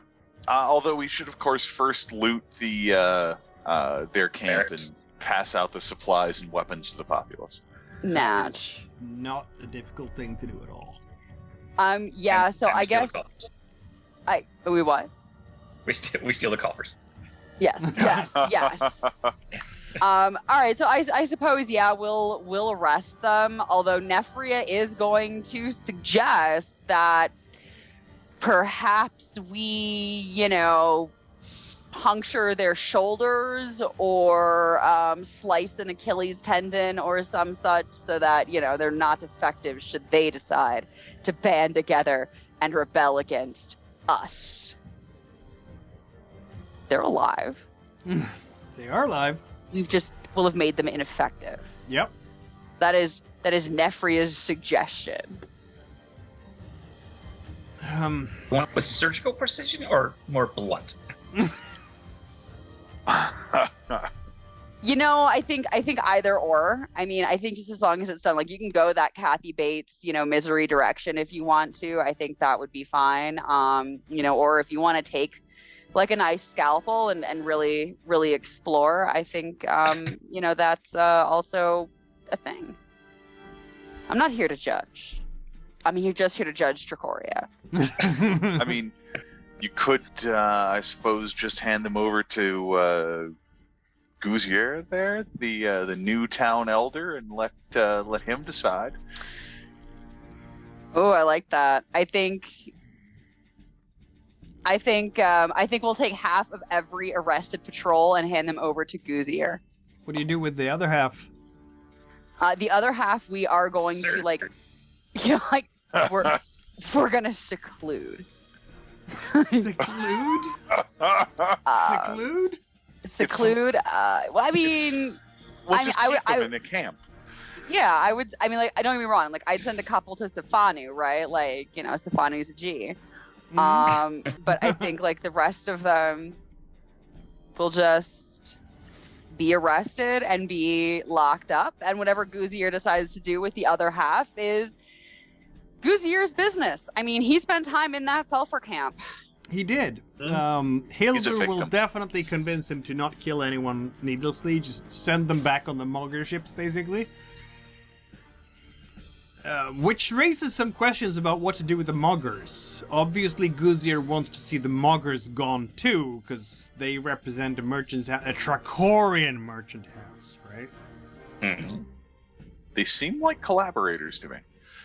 I agree. Don't we confiscate items from collaborators? Yeah. Mm-hmm.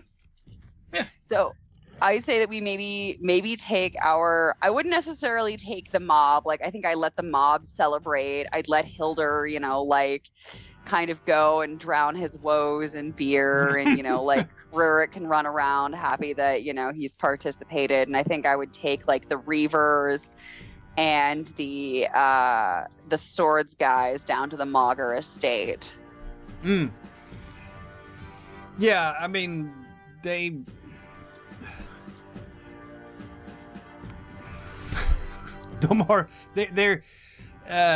we're talking about like a couple of marsh folk here with their servants. Oh. So, it's not like they have a huge bodyguard or anything. They don't need it. Like, they might have 2 or 3 guards just for the show of it. Just keep drunk people away, I guess, from doing bad things. But they have no preparation to stop a revolution. So if you just come knock on the door, Rurik and like a bunch of Reavers, you're done. It's not, yeah, they'll be sitting there and going, "This is not." Yeah. All right then. Well, we do not approve. The Budak will hear of this. who will? The Budak. The Bloodak. The Budak. The Budak is the ruling council of Trachoria. The Budak will hear of this. The Budak. They're going to complain to the manager. Yep. Yeah. I lean in real close to the Mogger. Only if anybody makes it off the island alive to tell the tale. They will be now very quiet. So, I tie them up, gag them, loot.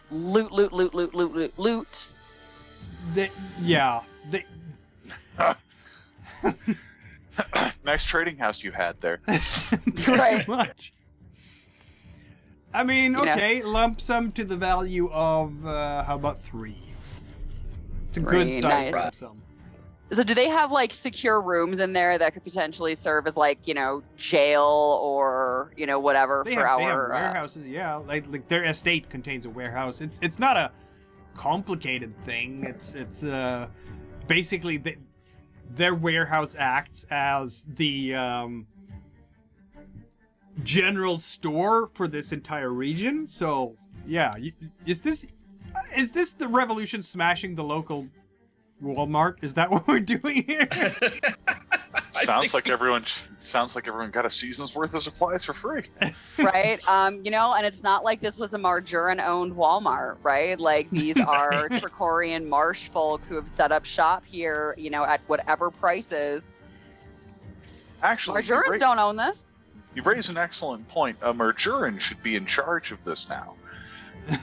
Agreed. Who should that be? Rurik? I kind of think that Rurik or Hildur. Hildur doesn't really want any part of Part that in part that. of the revolution. He Cool. was just here to coordinate things to make sure that nobody got hurt needlessly. And I even the suppose- few people who do fall during this revolution, which is one of the the most bloodless one you have ever seen, probably, because you just when 60 people suddenly attack 20, There's not like Artegue made a guy explode. Like, there's just you only really need the one, and then it's just kind of like there might be more Trachorian deaths. I don't see that there's going to be a whole lot of deaths at all on the Marjuran side, because between Reaver longbows, curious swords, and the mob, like, who do they have time to take down the soldiers? everybody all at once. I'm sure there must have been someone who fell to a crossbow bolt, but that, yeah. Somebody's aunt cousin. Yeah, minimum losses on your side is what I'm saying. Solid. So, yeah, because you roll the 6s, you roll the 5s. That's what it's about. So we'll put Rurik. Rurik's not really Marjuran, though, is he? Oh yeah, Or is yeah, he? yeah. He's Hilder's Okay, son. cool. He's very much Marjuran. Well, and Hildur said that he wanted more for his son than just being a badass, so we'll take him as a badass and put him in charge of the general store, which is generally a high prestige job around town, right? Quartermaster's important. Yeah, he is now basically the second in command of the village and the Marjurans, because, Guzier leads everything. Rurik is his most loyal lieutenant. And Hildur will retire from public life, or taking care of his tavern, basically, because this is not any. He doesn't want to have a part of this stuff. That's just. You can hear, probably someone can hear him muttering a bit about what if the Trachorians come with a fleet. But Well, it's been nice to know you. What if indeed? All right, cool. right. So yeah, I think I'm feeling pretty good. We loot the soldiers' camp, right? Get whatever they've got. Yep. Ooh, can can Artegue pick up a set of light armor? He's been keeping his eye open for one, but all of these evil cultists just seem to be wearing hide. Yeah. And cream skin. He can definitely. You have your own heavy armor, though, don't you? Yeah, but I like options. I'm a pack rat. I just want to collect things. Okay, you can have one. Some days you don't want to wear the heavy armor. Right? Like, there could be a time when the heavy armor's the wrong choice. He's a It's usually when nobleman. water's He needs it. involved. That's a fair point. That is a fair point. All right. So Sometimes it's not heavy armor season. I guess we get to the second phase of all this. The boat. The shenanigans, you guys. It's like, my notes for this session was like, spend the summer on Clusta Noba, return with the ships, maybe take one of them over. Oh, right. Revolution. Maybe. All right. I mean, I suppose if they come with multiple ships, we could leave Marjura with a navy. We could. Because we only need one. The ships never came back. And all of a sudden, there's more piracy up there. Weird. That's Right, like- isn't it? The council is only going to find out if somebody tells them. This is true. Like, it's a long way away. It is a long way away. Speaking of which, sometime in the month of Birdu, this will be equivalent to September. If I recall correctly. Where's my Where's my months here? There we go. Birdo is the August equivalent. So this will in fact be the month of Giran. I'm sorry. I will adjust that immediately. Sometime in the month of Giran. And it's gonna be like they're sailing away in early Giran, obviously, and that's gonna take them 4 weeks. So mid Giran. There we go. 18th of Giran. On a very rainy day, apparently. On a very rainy day, because the fall has come. You will see, finally, ships coming in from far away. These are ocean-going ships, and of course, Reaver Scouts will have reported from the lighthouse and everything well ahead of time. It is not just a single caravel coming in. It is 3 caravels. And one of those caravels is heavily armed. Heavily armed indeed. And in fact, flying the colors of... would you know this? Would you recognize the colors? Don't know. Are they noble colors? I guess Briar would. Hey! Thank God for Briar. Briar Right, is he's here. been hanging with Ilder. I mean, he's not. Yeah, what Briar has devoted this entire summer to is just getting rock samples and studying that one piece of metal from from the crater. You know what? I'm gonna just allow Briar to know automatically. Yeah, that would be the colors of the pirate Queen Vemsica.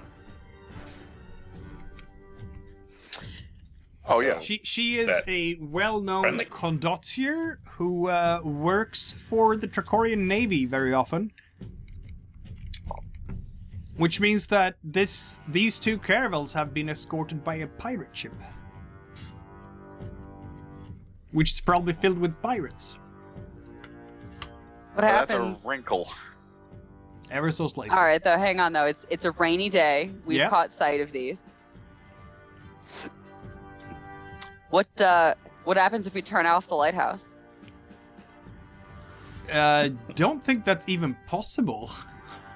What It happens if we operates knock on the lighthouse into the sea? it operates on natural gas. That it's like a gas pocket underneath it that pumps up the gas, and That one's more complicated. yeah. I was gonna say, but it looks like it's on rocks.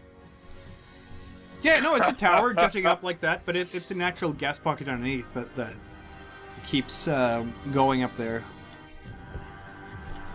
Are the other 2 caravels, are they like military caravels, or... No, am I they would be expecting Mogger caravels. merchantmen? Okay. Well, so I don't see any troops, really, at all here. I mean, pirates are troops. Honest to gosh, guys, I do see what you're saying, Nefria, and yeah, I could definitely try asking about shutting off the natural gas, non-payment of bills or something. But honestly, I don't see any soldiers or any military vessels. Obviously, those are pirates. Honestly, I just kind of suggest we let them land, and then once they're on land and we outnumber them, then we have a pointed conversation. then we take with the pirates. Then we take over the 2 Mogger ships and loot them. Okay, so they're gonna come ashore. They're gonna have longboats. What I'm thinking is that we basically kind of like evacuate the town and send every non-combatant like up into the mountains or over to the Felix or, to go hang out at Master Curious's place. Everybody in the know, puts on what they can of some Trachorian armor, look to occupy the town like they're doing things. The pirates come ashore. We jump them, etc., scramble to take over their ship, leave, sail away, and then bombard the town with the caravel. What? That's where all the pirates will be. Why would we? Oh, I see. Okay. Wow, you really lost me on bombard the town there. Do like a little hard swap-a-roo, like just kind of ferry people out to the ship, whatever, like take it over, and then, bombard the pirates because they'll be ashore. I do, I'm not against your plan. I think, though, instead of just jumping the pirates on the shore, they're pirates. We can take the pirate leaders, and by we, I mean Trachorian soldiers, can take the whoever's in charge of the pirates and whatever the hell was sent with the pirates out to the camp for official Trachorian business. And honestly, you can just set the rest of the pirates up with hookers and blow in town. They will be useless in like 4 hours. And then we just arrest everybody. He has a point. Right. And then all we have to do is deal with the, whatever command structure there is, while they're massively outnumbered in the middle of what they think is a Trachorian camp, but isn't a Trachorian camp. It's a Nefria camp. I mean, I want to go to Camp Nefria. You want to go to Camp Nefria? All right, that sounds like real silk glove and everything, and I guess that's fine. And I'm open to cutting a deal with these pirates. These pirates are mercenaries who take jobs from the Trachorian Empire, but if we could just sweetly ask them to go away and they agree, I don't necessarily have beef with them. And, maybe we could, we only need one ship after all, so maybe we take the loot from one Mogger ship, we let them have the loot from the other Mogger ship, and then, everyone comes out a winner. All right, if you think that we can talk to the associated and if that fails, Pirate Queen Bemsica, possibly her flagship, she could be on that. Then we'll kill her. All right. If they won't cut a deal, then we still have them back at the camp surrounded by not Trachorians, and we'll murder them. Okay, so in that case, I want to go talk to the captain. Because the captain, we didn't kill him, we captured him, right? Yeah. Yeah, he's back. All right, so we need to go figure out what the Trachorians were expecting to come back to, in terms of how do we need to greet these people when they come ashore so that they don't suspect that things are amiss. Where's my grand gold chalice that is traditional to be presented to me? Is it possible that we could gain some of that information from the captain's journal and whatnot?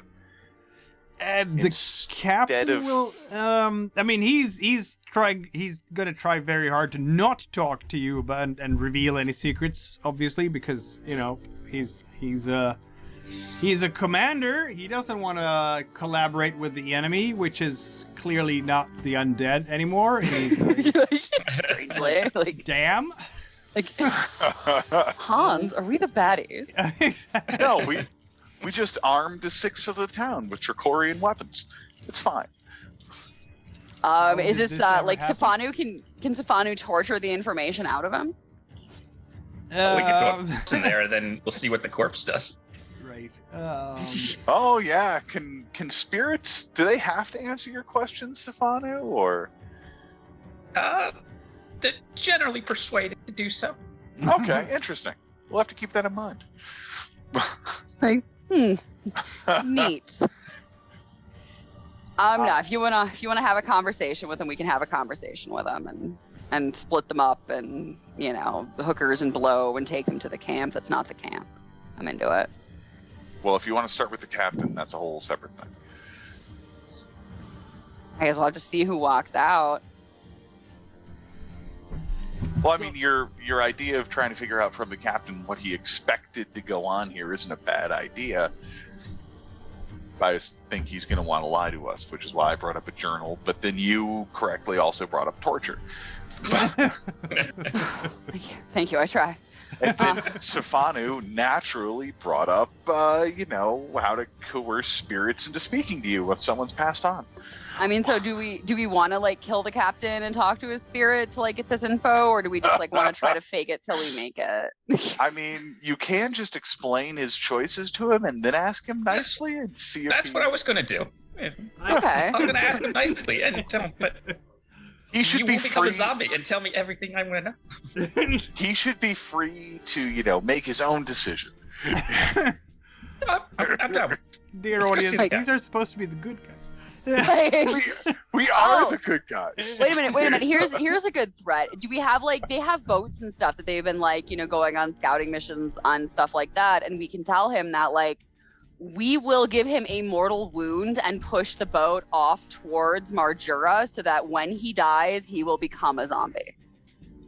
I think that's a pretty good threat, but that's me.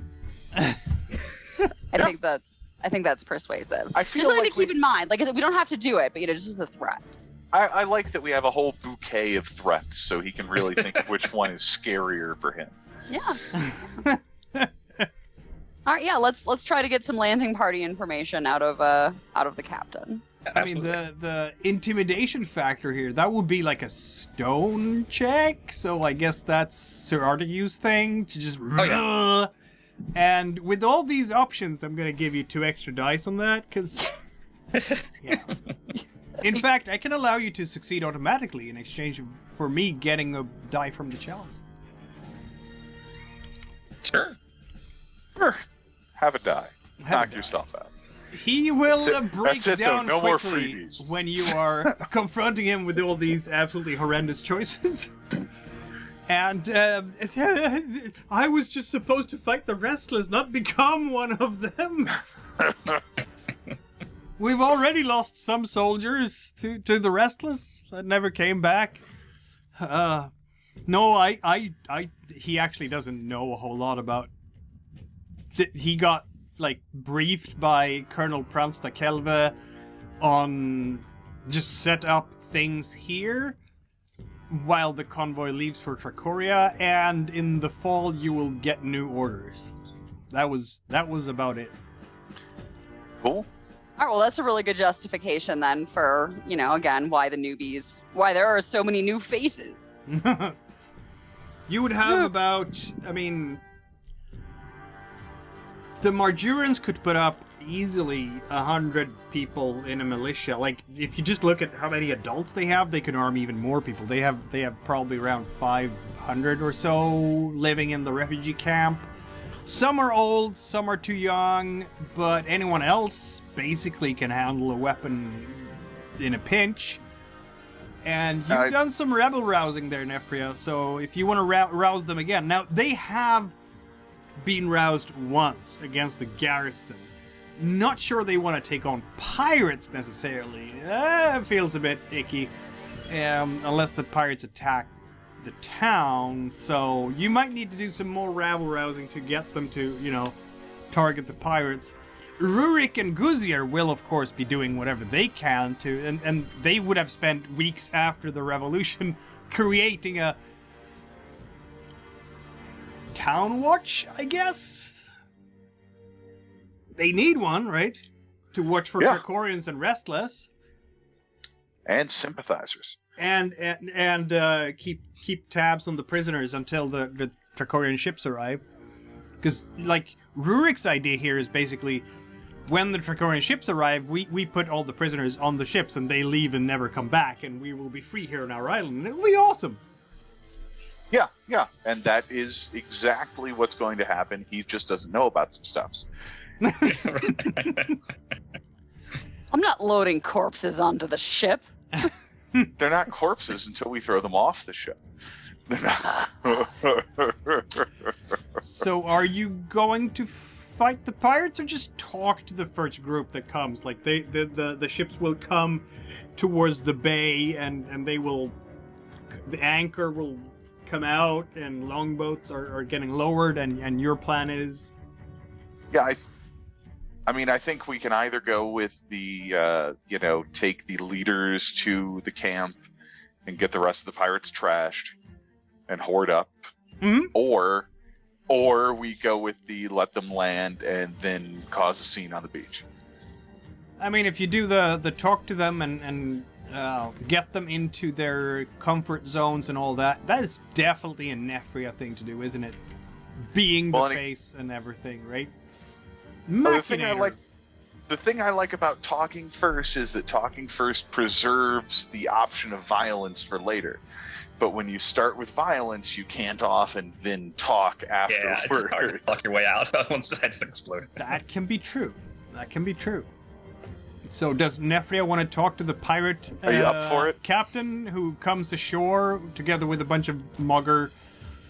Like, these are, just looking at the people in the longboats, they are well armed. Like, they have their swords and cutlasses and axes and there are crossbows and whatnot.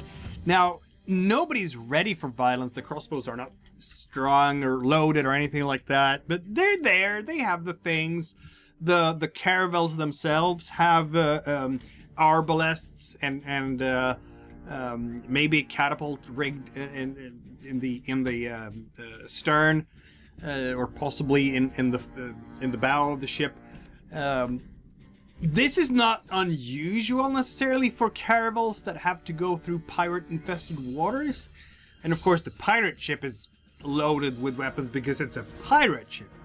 But even the merchant ships have some means of self-defense.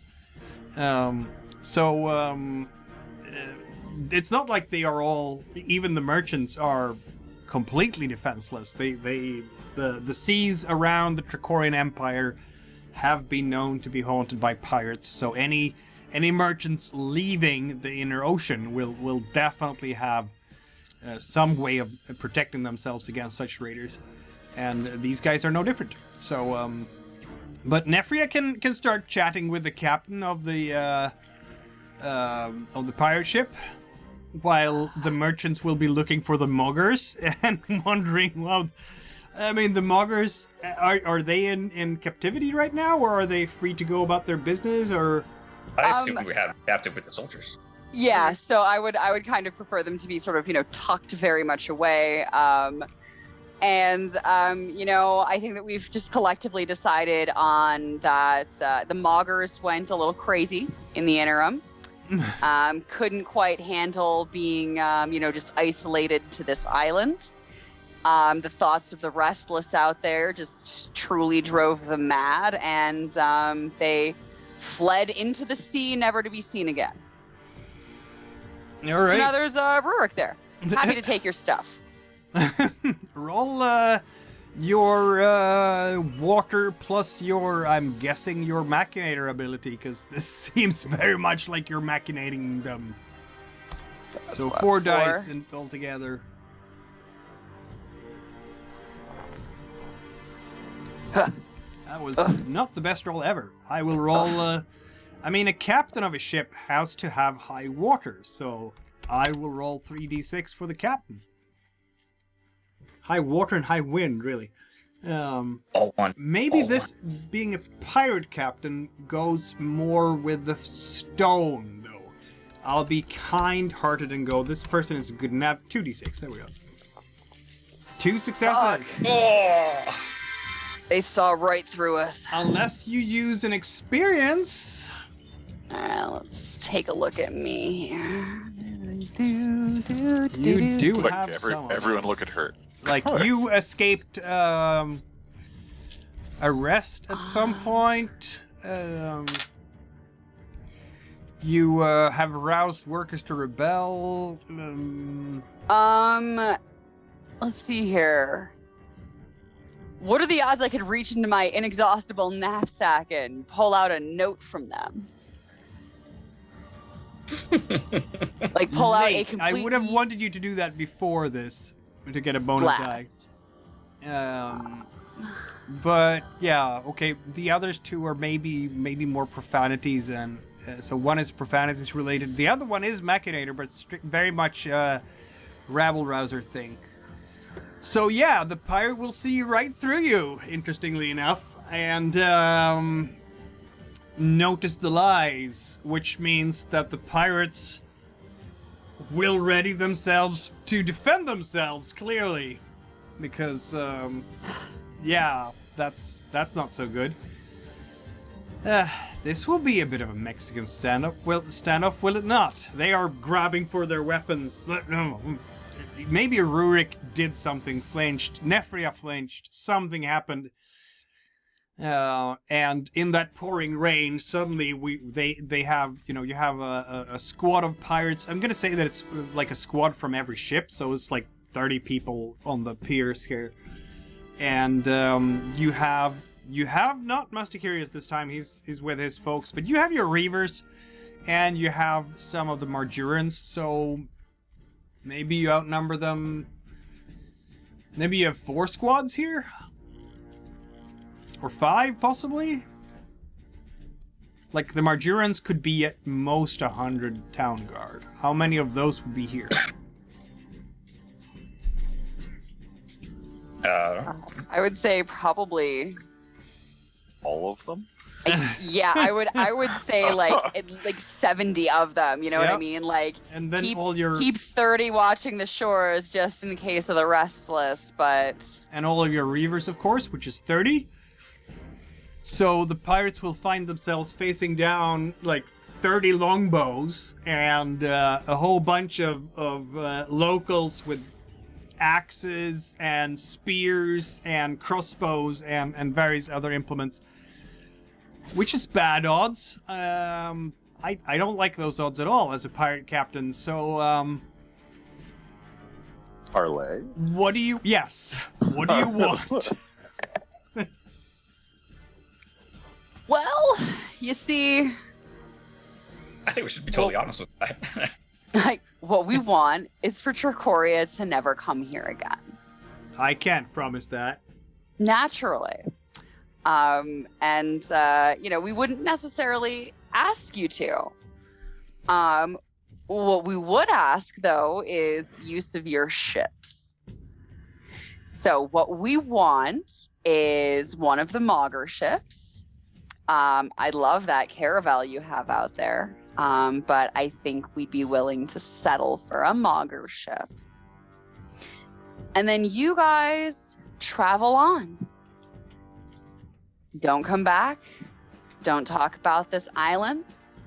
Anything could have happened. There are restless over there. It's entirely possible that nobody survived the summer.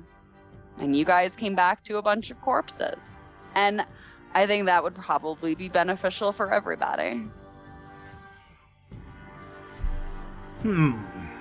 Nobody survived. There's just a bunch of corpses out here. And restless. And you restless. know. Not worth it. Not a good base of operations. It's just bad. The territory has become hostile, and that's not a lie. That's a fair point. They'd be the only ones, I suppose, who could run supplies out to this place if they were the only ones who knew it existed. That's true. It sounds like an exclusive shipping opportunity. I think that the Queen of Salt and Spray would like to have, but there's not much shipping to be done here. This is a simple small village. You don't even have any sulfur left, or do you? Have you retaken the sulfur at all? I take that as a no. Yeah, you got it. See, the only way for me to make a profit out of this is for someone to pay me enough to make the journey worthwhile. And it is, let's face it, 4 weeks across some quite interesting seas. We're here merely as an escort to the Moggers. And, to keep any pirates away. Without the convoys, pirates are a worry. Now, if I go back to Trachoria and tell them everything's been ravaged, I have absolutely no reason to come out here, because these locals, pardon me, excuse me, but these locals, just not enough gold Tracheans here. Or we kind of come out here to buy some fuzzard pelts? Is that what you want me to do? How much do you think a fuzzard pelt will sell for in the market in Tresilva? Well, Just have to make it a popular item. I think that's a marketing opportunity as well right there. But, you know, this could be a unique tourist destination. You are within sight of the undead. There's got to be some rich assholes that would pay money to see that. And be able to keep the secret of its existence. That kind of exclusivity you almost can't put a price on. Maybe Ask in Sir Fontra Artegue, he's a Cilor? noble. He knows those people. Maybe in Fontra Cilor? Sure. Definitely in Fontra Cilor. See, I'm a privateer contracted by Trachorian. I need to fulfill that contract somehow.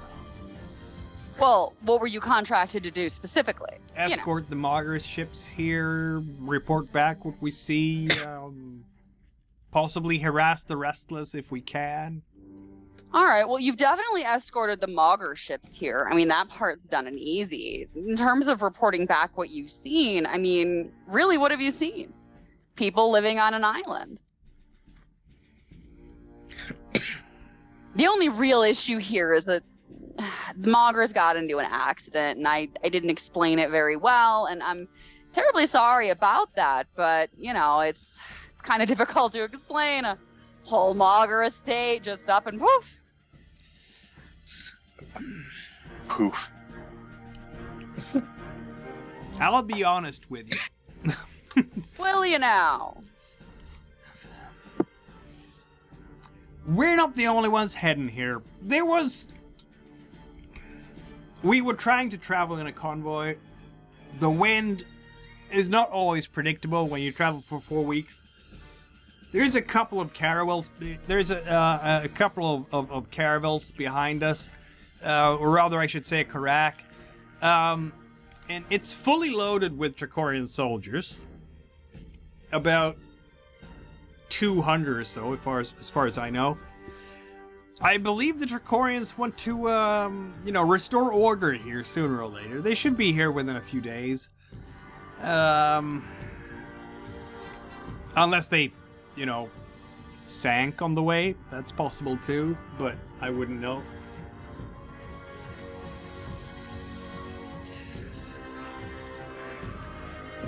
I think we have ourselves what you might call an impasse.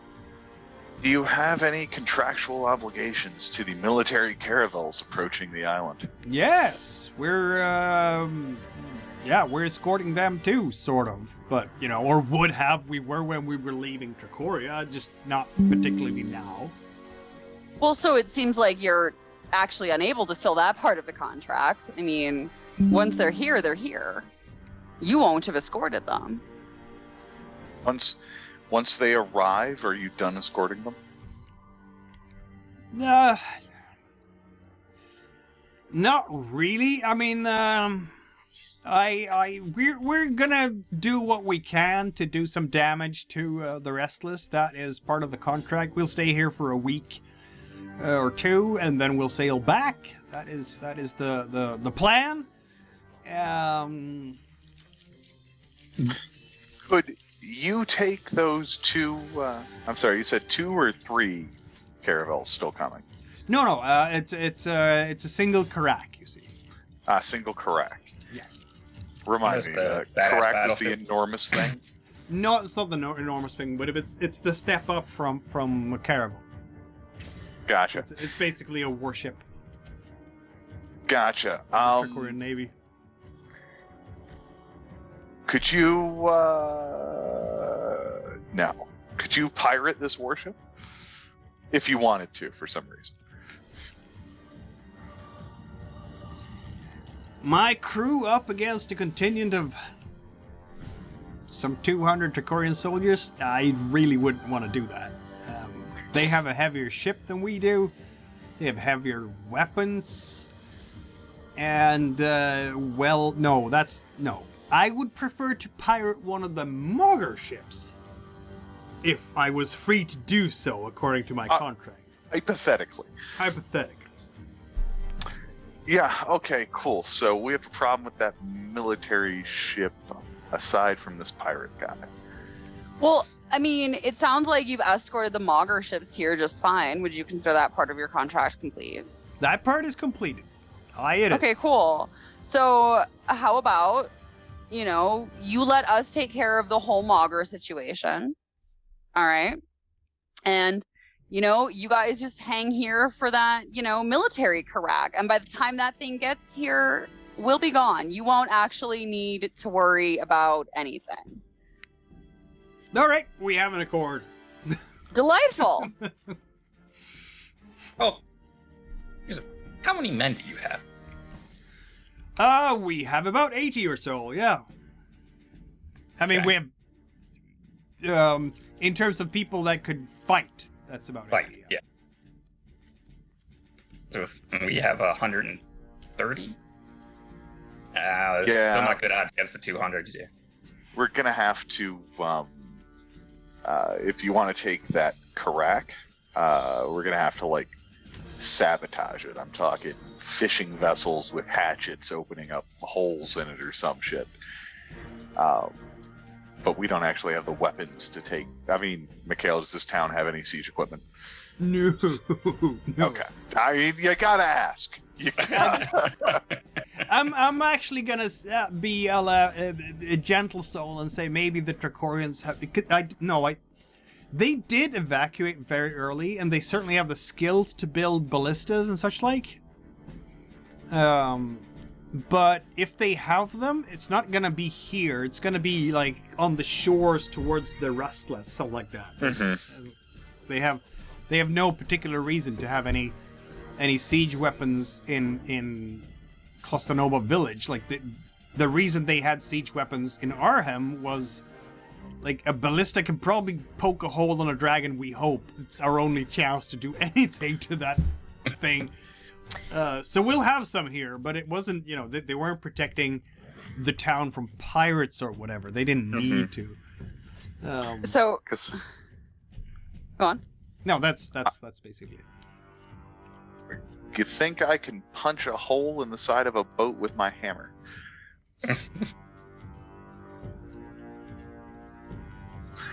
Normally I'd say no, but now it's a magic hammer, and it can harm dragons. I'm not sure that applies to boats, though.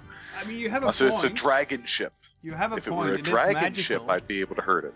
It is But it magical. also does fire damage now too. It does fire them. That's the real kicker. If you can set the Karak on fire, then you're in business, aren't you? Oh, doesn't Eldrida have the ability to make things to light things on fire? She Oh, does. yeah. She's got wildfire, doesn't she? Yeah. She does.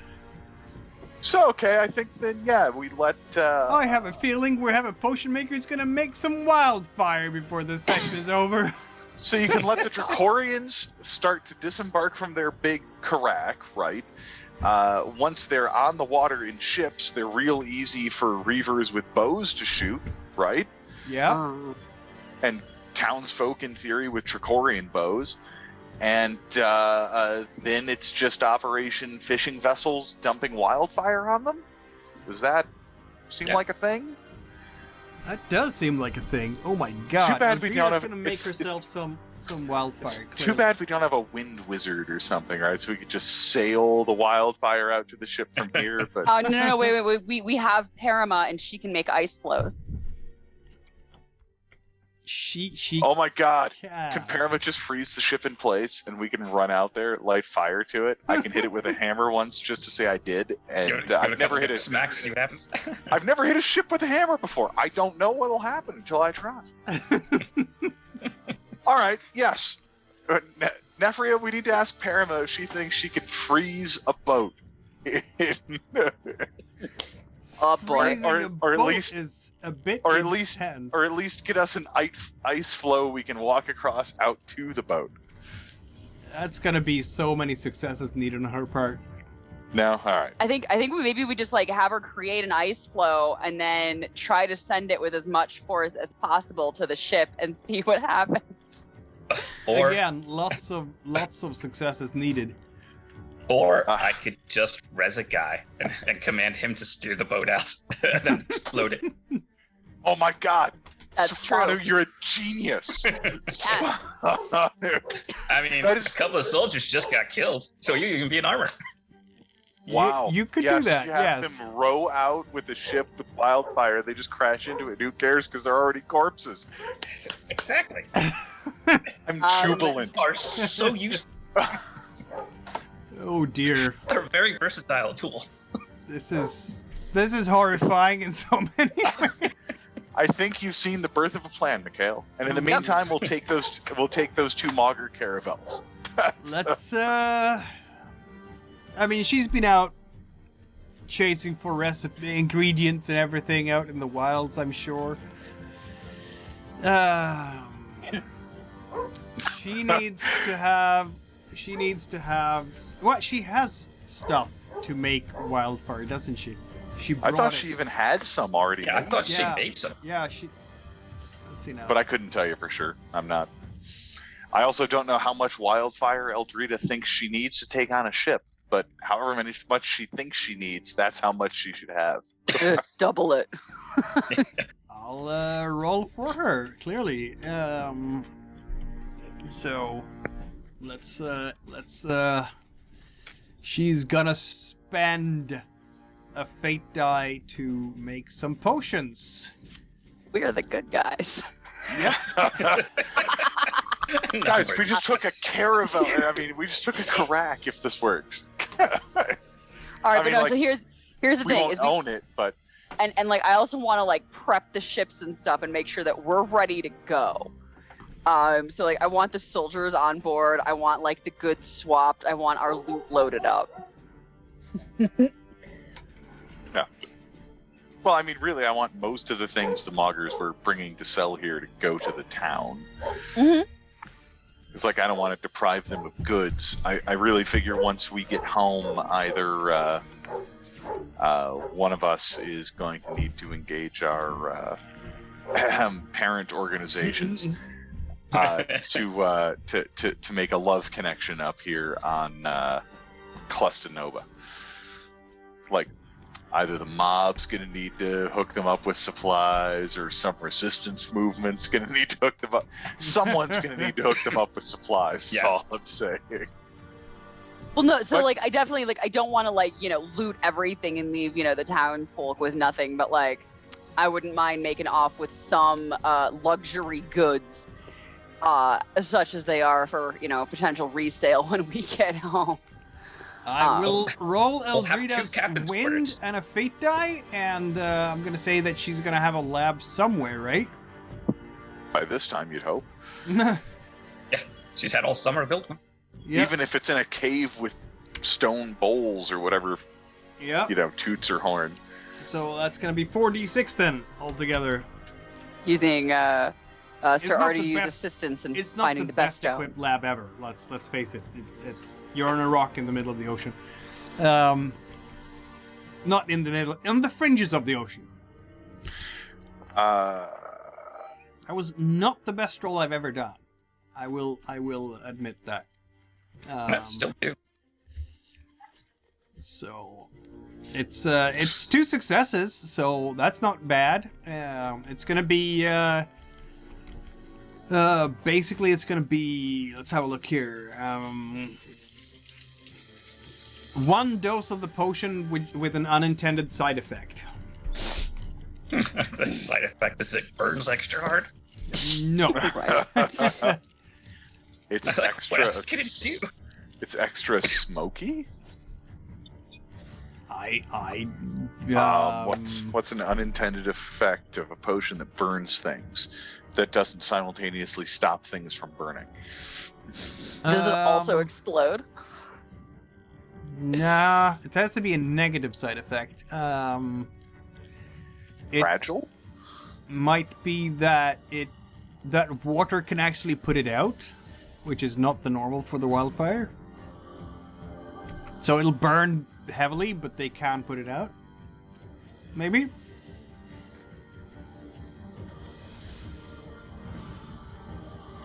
Yeah, but at that point we just have to have her make more, because this is literally a boat on the water.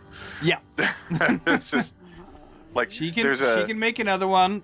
Are we gonna drain all of Eldrida's fate dice this session? Just making wildfire? Apparently. Right? She should have plenty.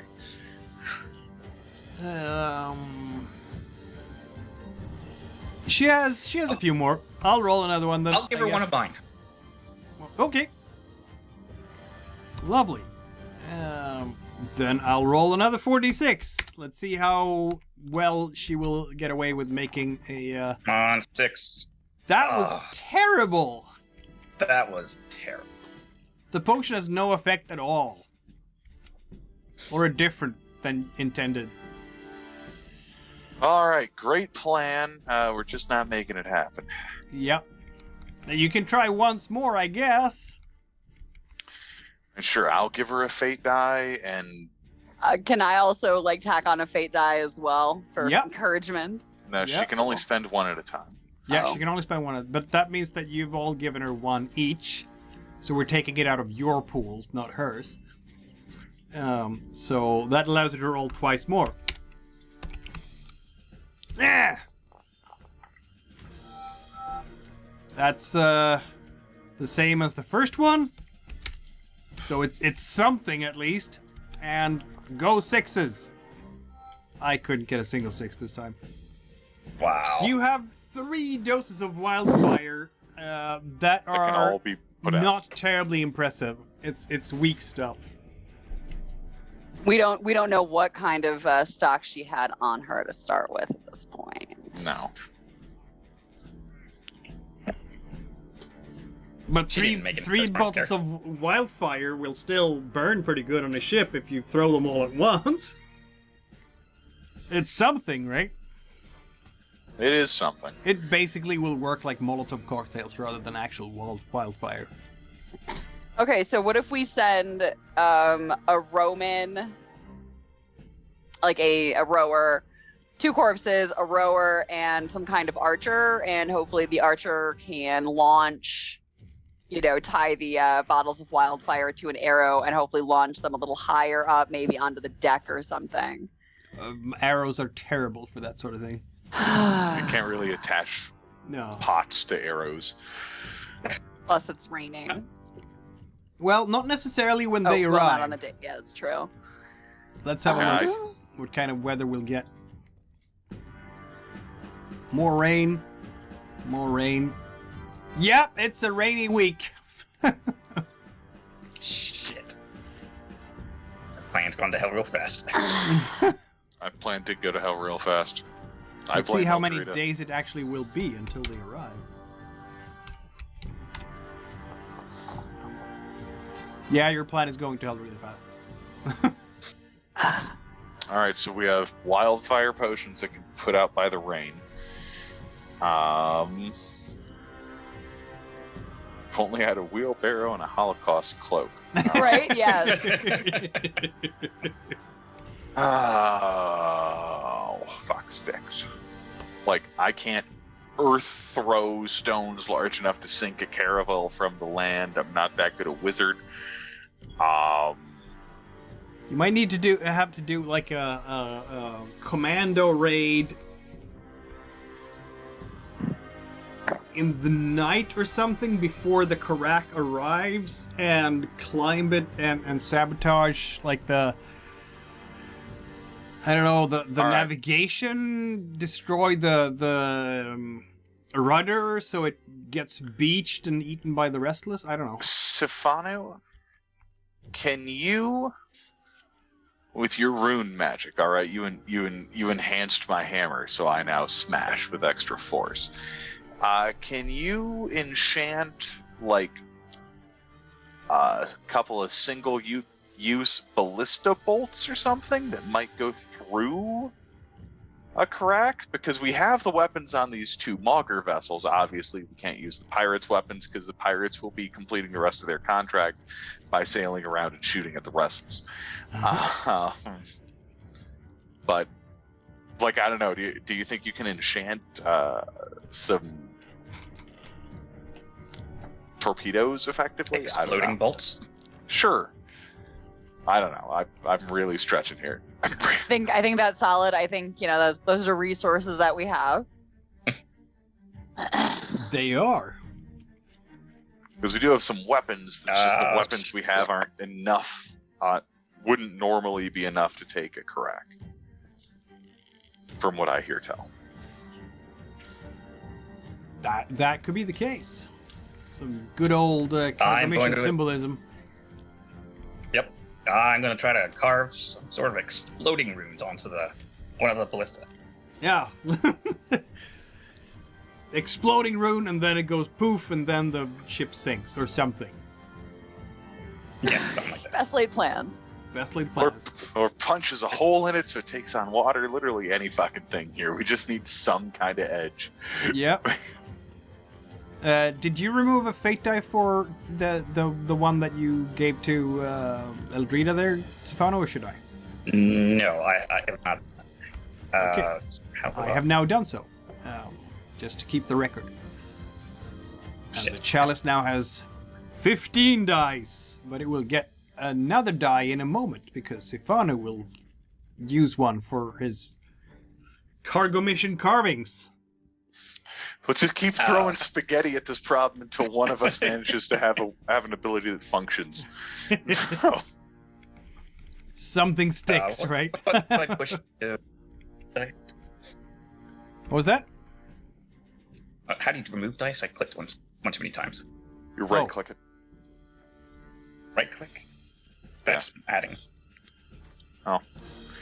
I don't know, left click for me adds and right click takes them away, but if yours is different, I don't know anymore. I would say just roll what's dirty and then reset. Yeah, I'm just gonna just roll this mess until I don't forget. Just ignore it. That was not your roll. I kept pushing all kinds of buttons. The Arc Wizard Sifanu. Exactly. Holy smokes. Yeah. That's even worse There than... we go. That was a good roll. 3 successes and a 6 is not Yeah. bad. No mishaps and power level 2 on whatever you're doing. So it's gonna do a magic attack, right? And it's gonna be fire damage. Yeah.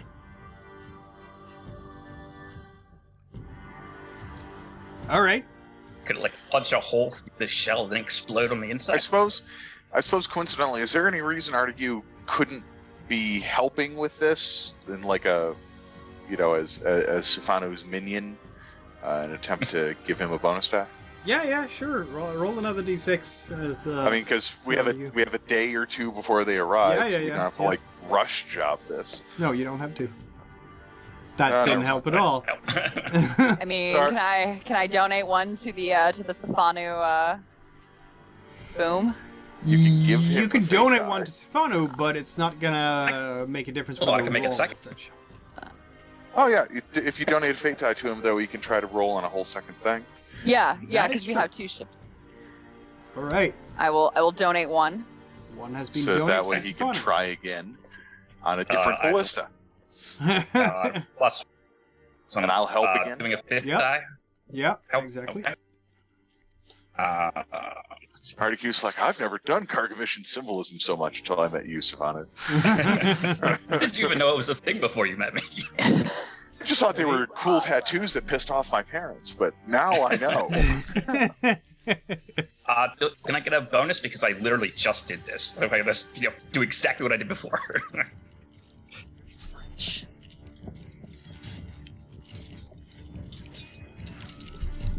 He's thinking. That would be like writing it down or something, right? Wouldn't it? Grimoire or scrolls? Like, I mean, I did write it down. Reading from I a just grimoire wrote it. allows you to cast spells of power level 1 step higher than you usually can. So if you have a grimoire, if you put this spell into a scroll, you would be able to do a power level 2 spell instead of just power level 1 for your cargo mission symbolism, right? And the power level here being the fate dice things.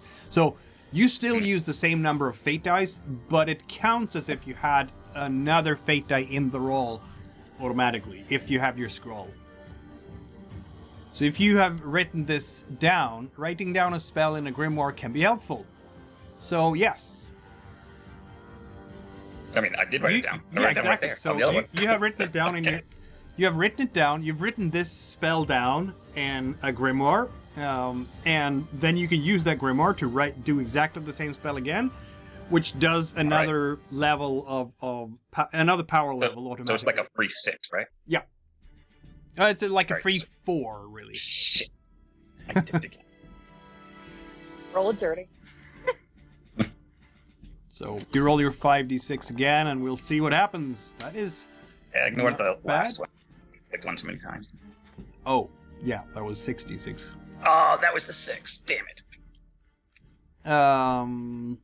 You get yourself another, or is, yeah, this is of course anti-creationist as usual.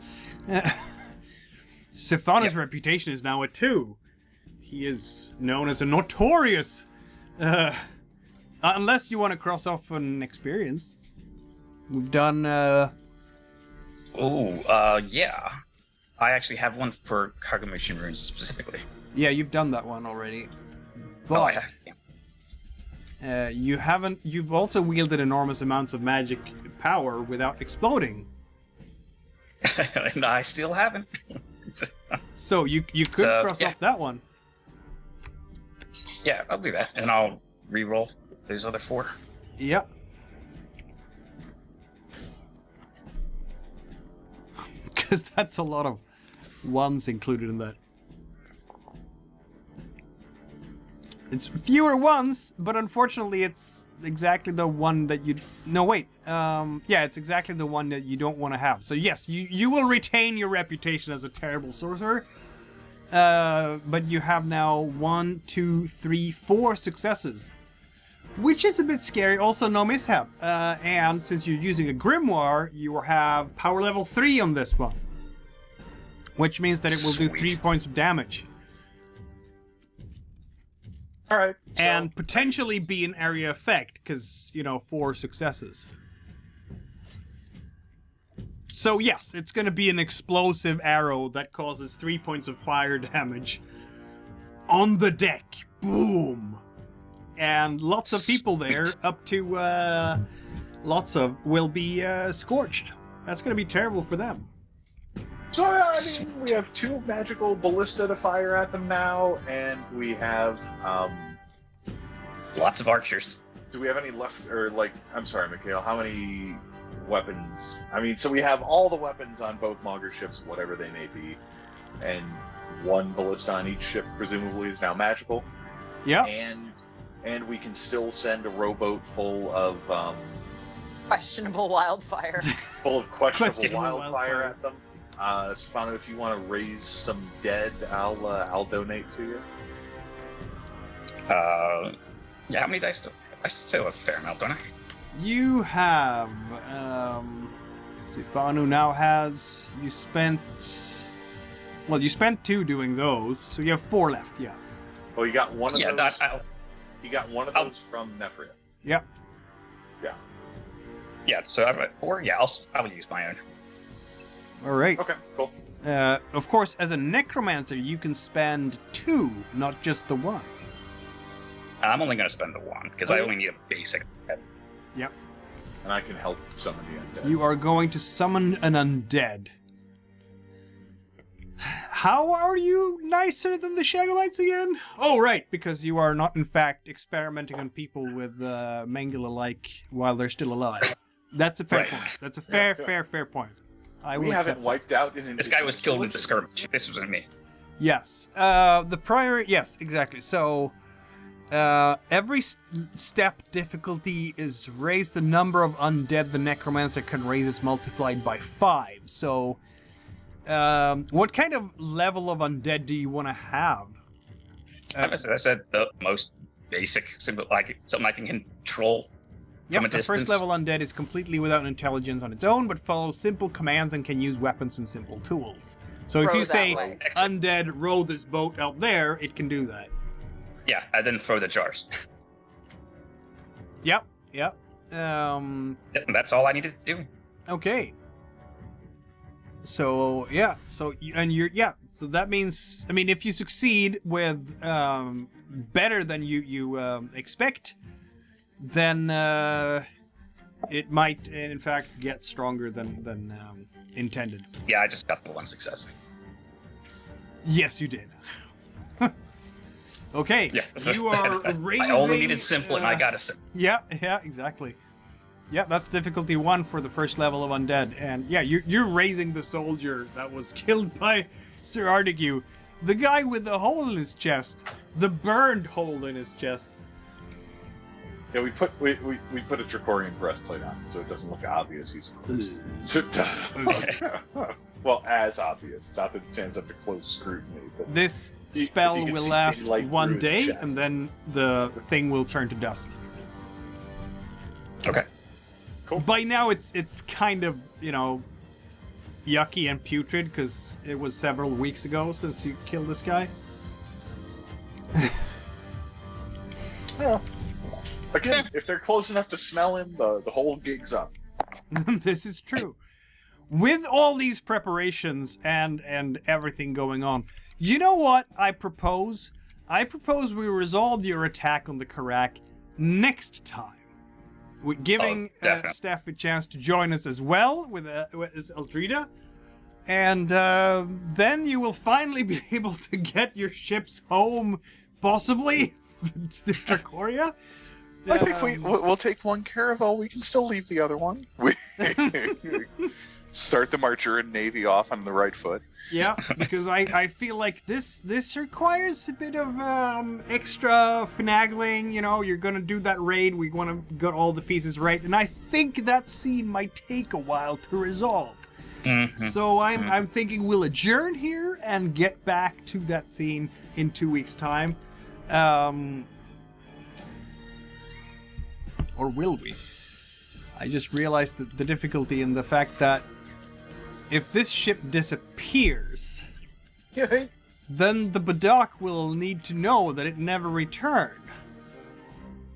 So the game of shadows can't go on until we have fixed this. Dang.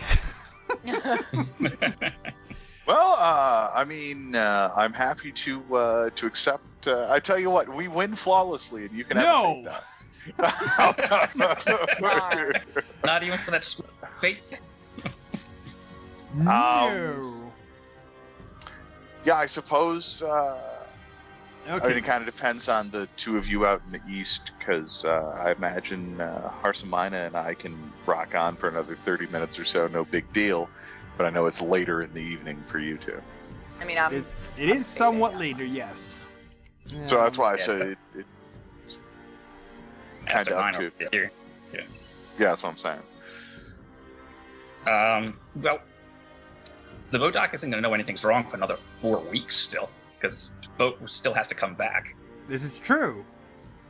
So But we our could do our first turn of the Game of Shadows is the 3rd quarter, so the second turn will be the 4th quarter. And by that time, they will know. Well, if it's the 9th month now when it arrives, yeah, it should arrive back in the 10th month, presumably. Okay. Yeah. I see what you're saying. I don't know, Mikhail, what do you want to do? I don't think there are any third. I think we've only got the 2 options. I don't see a third one. No, I don't see it either. Unless, of course, you just give us the win, which I'm happy to take. That's option 3. Yes, that's option 3. I have a feeling there's going to be a few shenanigans. So again, the plan is let's have the guy row out with that. He's rowing out with a rowboat and he's going to chuck the wildfire, and then we'll have someone is shooting the ballista. Mm-hmm. Yep. Who is going to shoot the ballista? Is that going to be a Reaver, maybe? Because they do have some fate dice for that. yeah, let's Plus set they have some brain. Reavers out. Yes. Yeah. What's the stat for shooting a ballista, out of curiosity? That's your fire. Is Eldrida better or worse at shooting a ballista? Eldrida is better at shooting a ballista. Yeah, We have two- Eldrida is in fact the best person you have for shooting a ballista. Let's So you put can- her on that enhanced ballista. Yeah. Yeah, put her on the best one. Put one of the Reavers on the other ballista. Now a Karak, being a Karak, is And the of course a backup bit plan's sturdy. Artegue in a rowboat with a hammer. I don't know. It is a bit sturdy. It's basically a naval battle we're gonna do. So first you have a field battle, and then you want to do a naval battle. You guys, what's next? Take over Trachoria? Apparently. Yeah. I don't know. No, we build rocket ships and make a space battle happen. So Finally, we reach brand new territory for this RPG. No one's ever done a space battle with the Trachorian Empire before. this Orbital bombardments. I was gonna say, like, I wish that we had some fuzzers, because then it would just be like an easy flyover and drop, right? yeah. If only we had druids. So Parama. She's wrong. She's a glacier druid. We need like an animal druid for that. Need a real druid. Also, I mean, we could be like the Shaggylights and just summon flying demons instead. But you know, I mean, you're coming out with fishing boats, right? And then you have that particular ballista. Why not? We'll roll some Eldrida stuff here as you are going out towards this Karak, and she does let's go. not have marksmanship, so she cannot add fate dice to that roll. As it happens, Gotthard's Reavers, no, Nefria's Reavers. Why do I say Gotthard's? They're definitely in not anymore. right? So they have We have to marksmanship. find this Goddard guy. But they only have the 2 fires, so it's really 6 of this, half a dozen of the other, and you save a fate die by using Eldrida instead. So she can shoot with that ballista, and someone wants to roll 3d6 for Eldrida's launching the projectile. Oh, Are we having some reavers in the longboat with? No, it's just the dead guy who's going to throw some. Yeah. The problem with having the dead guy throw is that his fire is terrible, I believe. It goes down by 1, so he has a fire of 1 for throwing these things. Just so you Well, know. you just need to get right up next to it. Just so even if he misses, it's just gonna set the bottom of the boat on fire. Fair enough. So he's basically just going to. Yeah, he's not like Smear from him. range. Yeah, he's just gonna like, smack him against the. Or even board the ship, go up and just drop them on the deck, something like that. Yeah, something like that. Alright, Eldrida. Someone roll 3d6. Oh my god! Yes! Yes! welcome. So the Karak is coming to port. It's coming in there and slowly. I guess it's gonna lay for anchor. It has no reason to suspect anything. Right. Anchor's coming down, and then thump. And this ballista is. Yeah, this is terrible for them. It's a ballista plus magic-y fire rune plus shot decently well. With Yep. with 3 successes and a 6. Yeah, that's extra damage. So how much damage did the fire thing do? He said it was a 3? level 3. So it's I don't know. 4 points of damage against that Karak. I guess you hit it square in one of the sails. With the possibility for AoE. Yeah. There will be screams from locals who are on the ship and who are just ouch. That was scary stuff. And then we had your neighborhood zombie. Roll a d6 for his fire. He's terrible at this, but he's a zombie, so. What? Zombie! Zombie. There is Cranberries more rained down fire from above. coming from the zombie. And the ship is now definitely on fire. Oh. Yeah, the Reaver fire the other ballista? Yeah, we can do that. Nefria, would you want to use Fate die to have your Reavers? If you can in fact use 2, because this, like, if it's just one squad manning the ballista, right? Yeah. So you roll 2 fire, so 2 regular dice for the Reavers, fire, plus 1 fate die for their marksmanship, and then 1 fate die for your command. Is that So 5? that will be 4 dice altogether.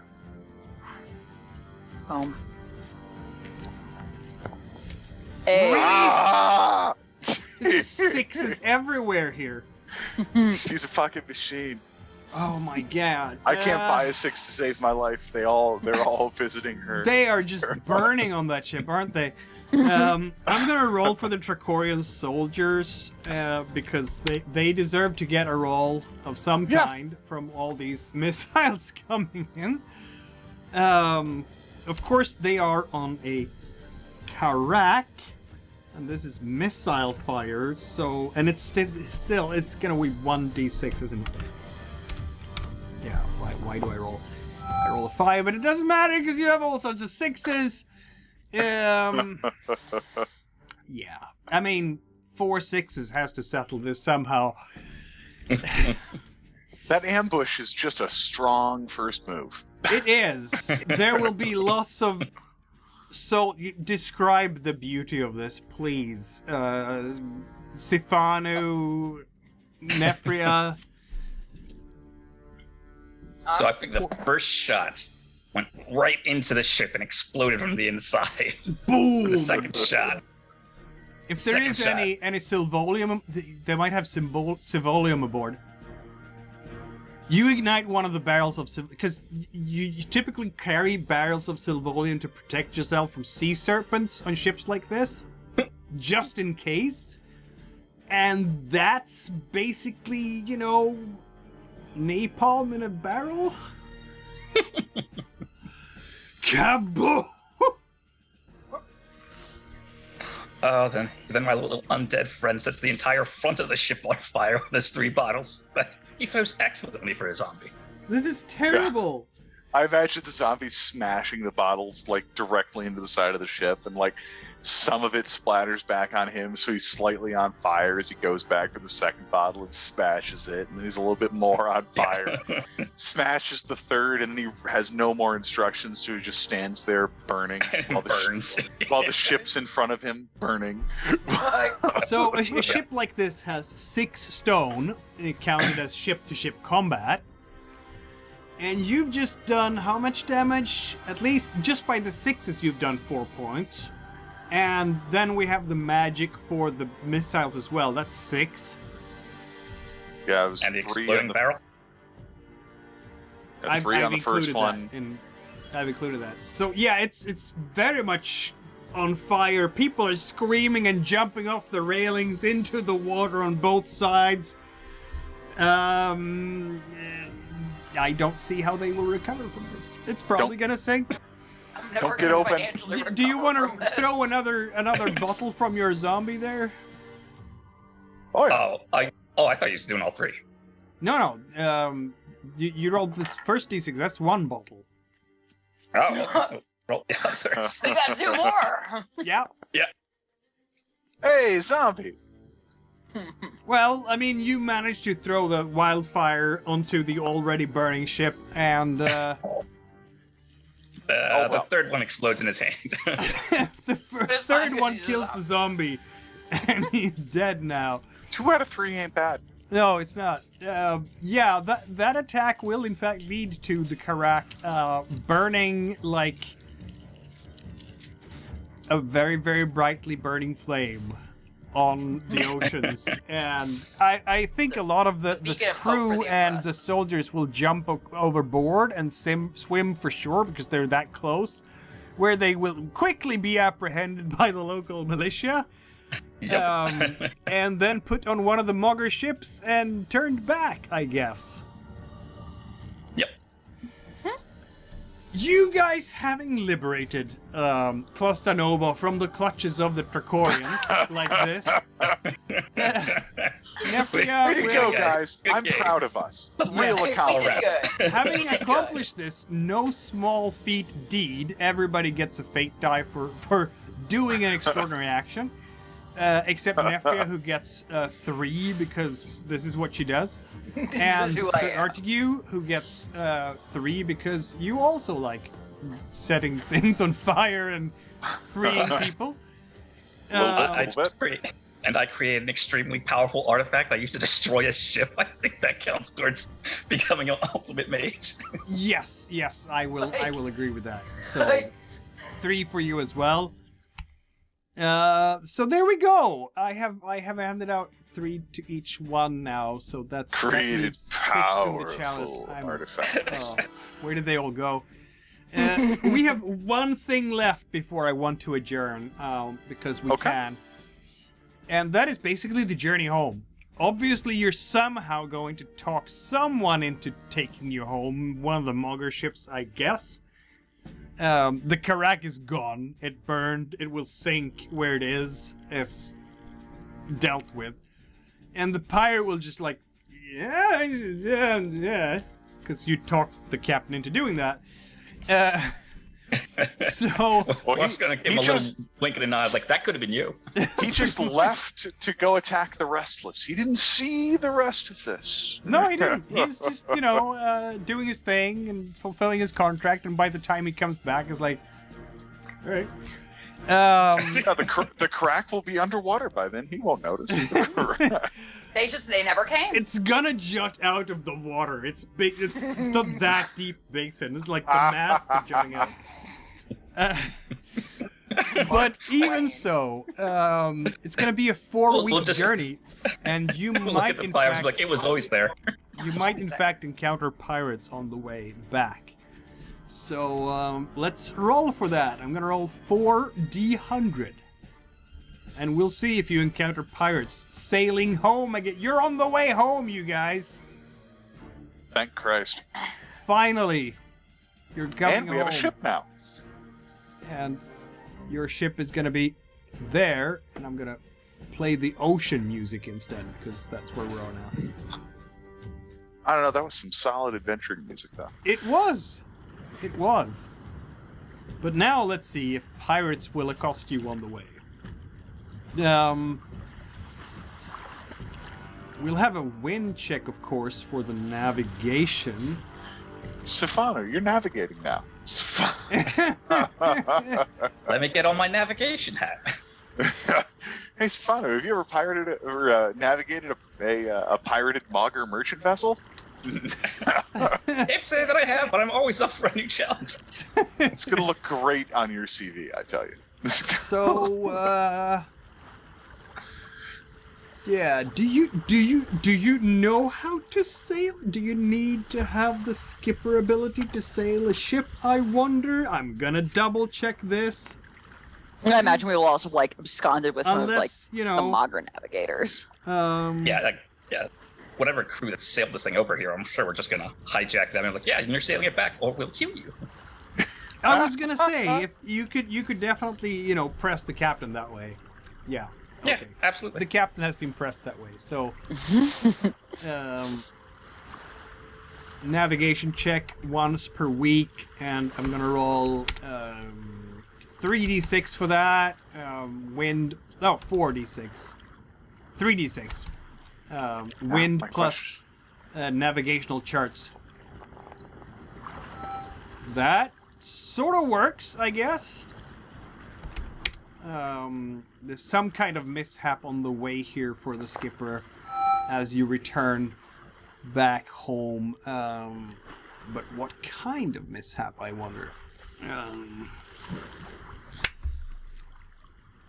Because you didn't get a 6 on the roll, the magic 6s, Yep. as always. The best way to succeed. Yes, the best way to succeed. So, navigation. I'm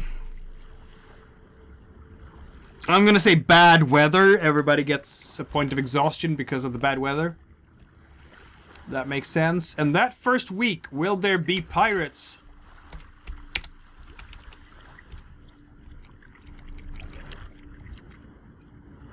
What? You rolled. No, not a D0. You rolled a D0. Nice.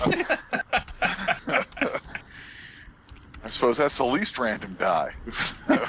Exactly. No. No pirates the first week. Isn't that a relief? The ship will sail about a quarter of the journey. Everybody's tired. It's bad weather has been accosting you. What happens the second week on this epic journey back home? The same thing. Goddamn Maybe weather. it's not. Maybe it's not. Yeah,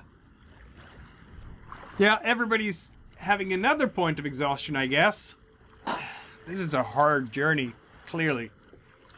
By now, you will be halfway back to Trachoria, just about. I will roll a D100 to check for pirates. You are lucky this time. No pirates. Woo! What's the Let's magic see number? what happens the next week you're traveling. Uh-oh. Hate this weather. Something's gonna break now.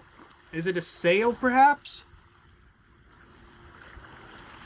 Sure. A mast? Something like that? Oh, like a sail comes loose, flies away in the breeze. And so yeah, like let's have a sail get ripped. I'm Yep. not a boat guy. How about, the pirates? Oh, you're still lucky. No pirates. Almost home. With an That absolutely sucks. tattered ship, apparently. Finally a 6. You know what? This time, the last week is the smoothest in terms of the sailing. People will be able to recover their exhaustion, and I mean, you still have a broken sail that has to be repaired. Let's see if there will be some pirates, and if there is, we'll deal with it next time. God damn it, there's pirates. A six All right. got pirates? Yep. Oh. Well, All We right. will end on a cliffhanger, knowing that you will see sails in the horizon, and you will have to deal with pirates. we'll get to figure out whether or not my hammer can sink a ship anyway. Yeah, exactly. That's a perfect cliffhanger, isn't it? That was pretty epic, you guys. You have liberated Clusta Noba from the clutches of Trachoria. There are a lot of liberated the twists whole and island. turns that I can anticipate in this campaign. That was not one of them. But I mean, that's interesting, right? Let's yeah. Well, I mean, Those poor shadow good. powers, like the other poor other cats. I have a feeling that some shadow powers will be very happy over what you did. Others will be very angry. well, at least the pirate queen won't be too mad at us in theory. This is true. I mean, well, She's not on I mean, the the board pirates anymore, are fine. though, so that's fine. Anyhow. See, I can't keep track of my shadowy cabals. So we will meet again in 2 weeks, fight off some pirates, and find out what you guys do when you get back to Trachoria in the late fall of this year 8 after the Chronolob was inaugurated in Tresilva. That's what we'll do. See We're gonna go you take then. that, and we're gonna go free the Chronolob next. Thanks for watching and listening, everyone, and see you in a couple of weeks.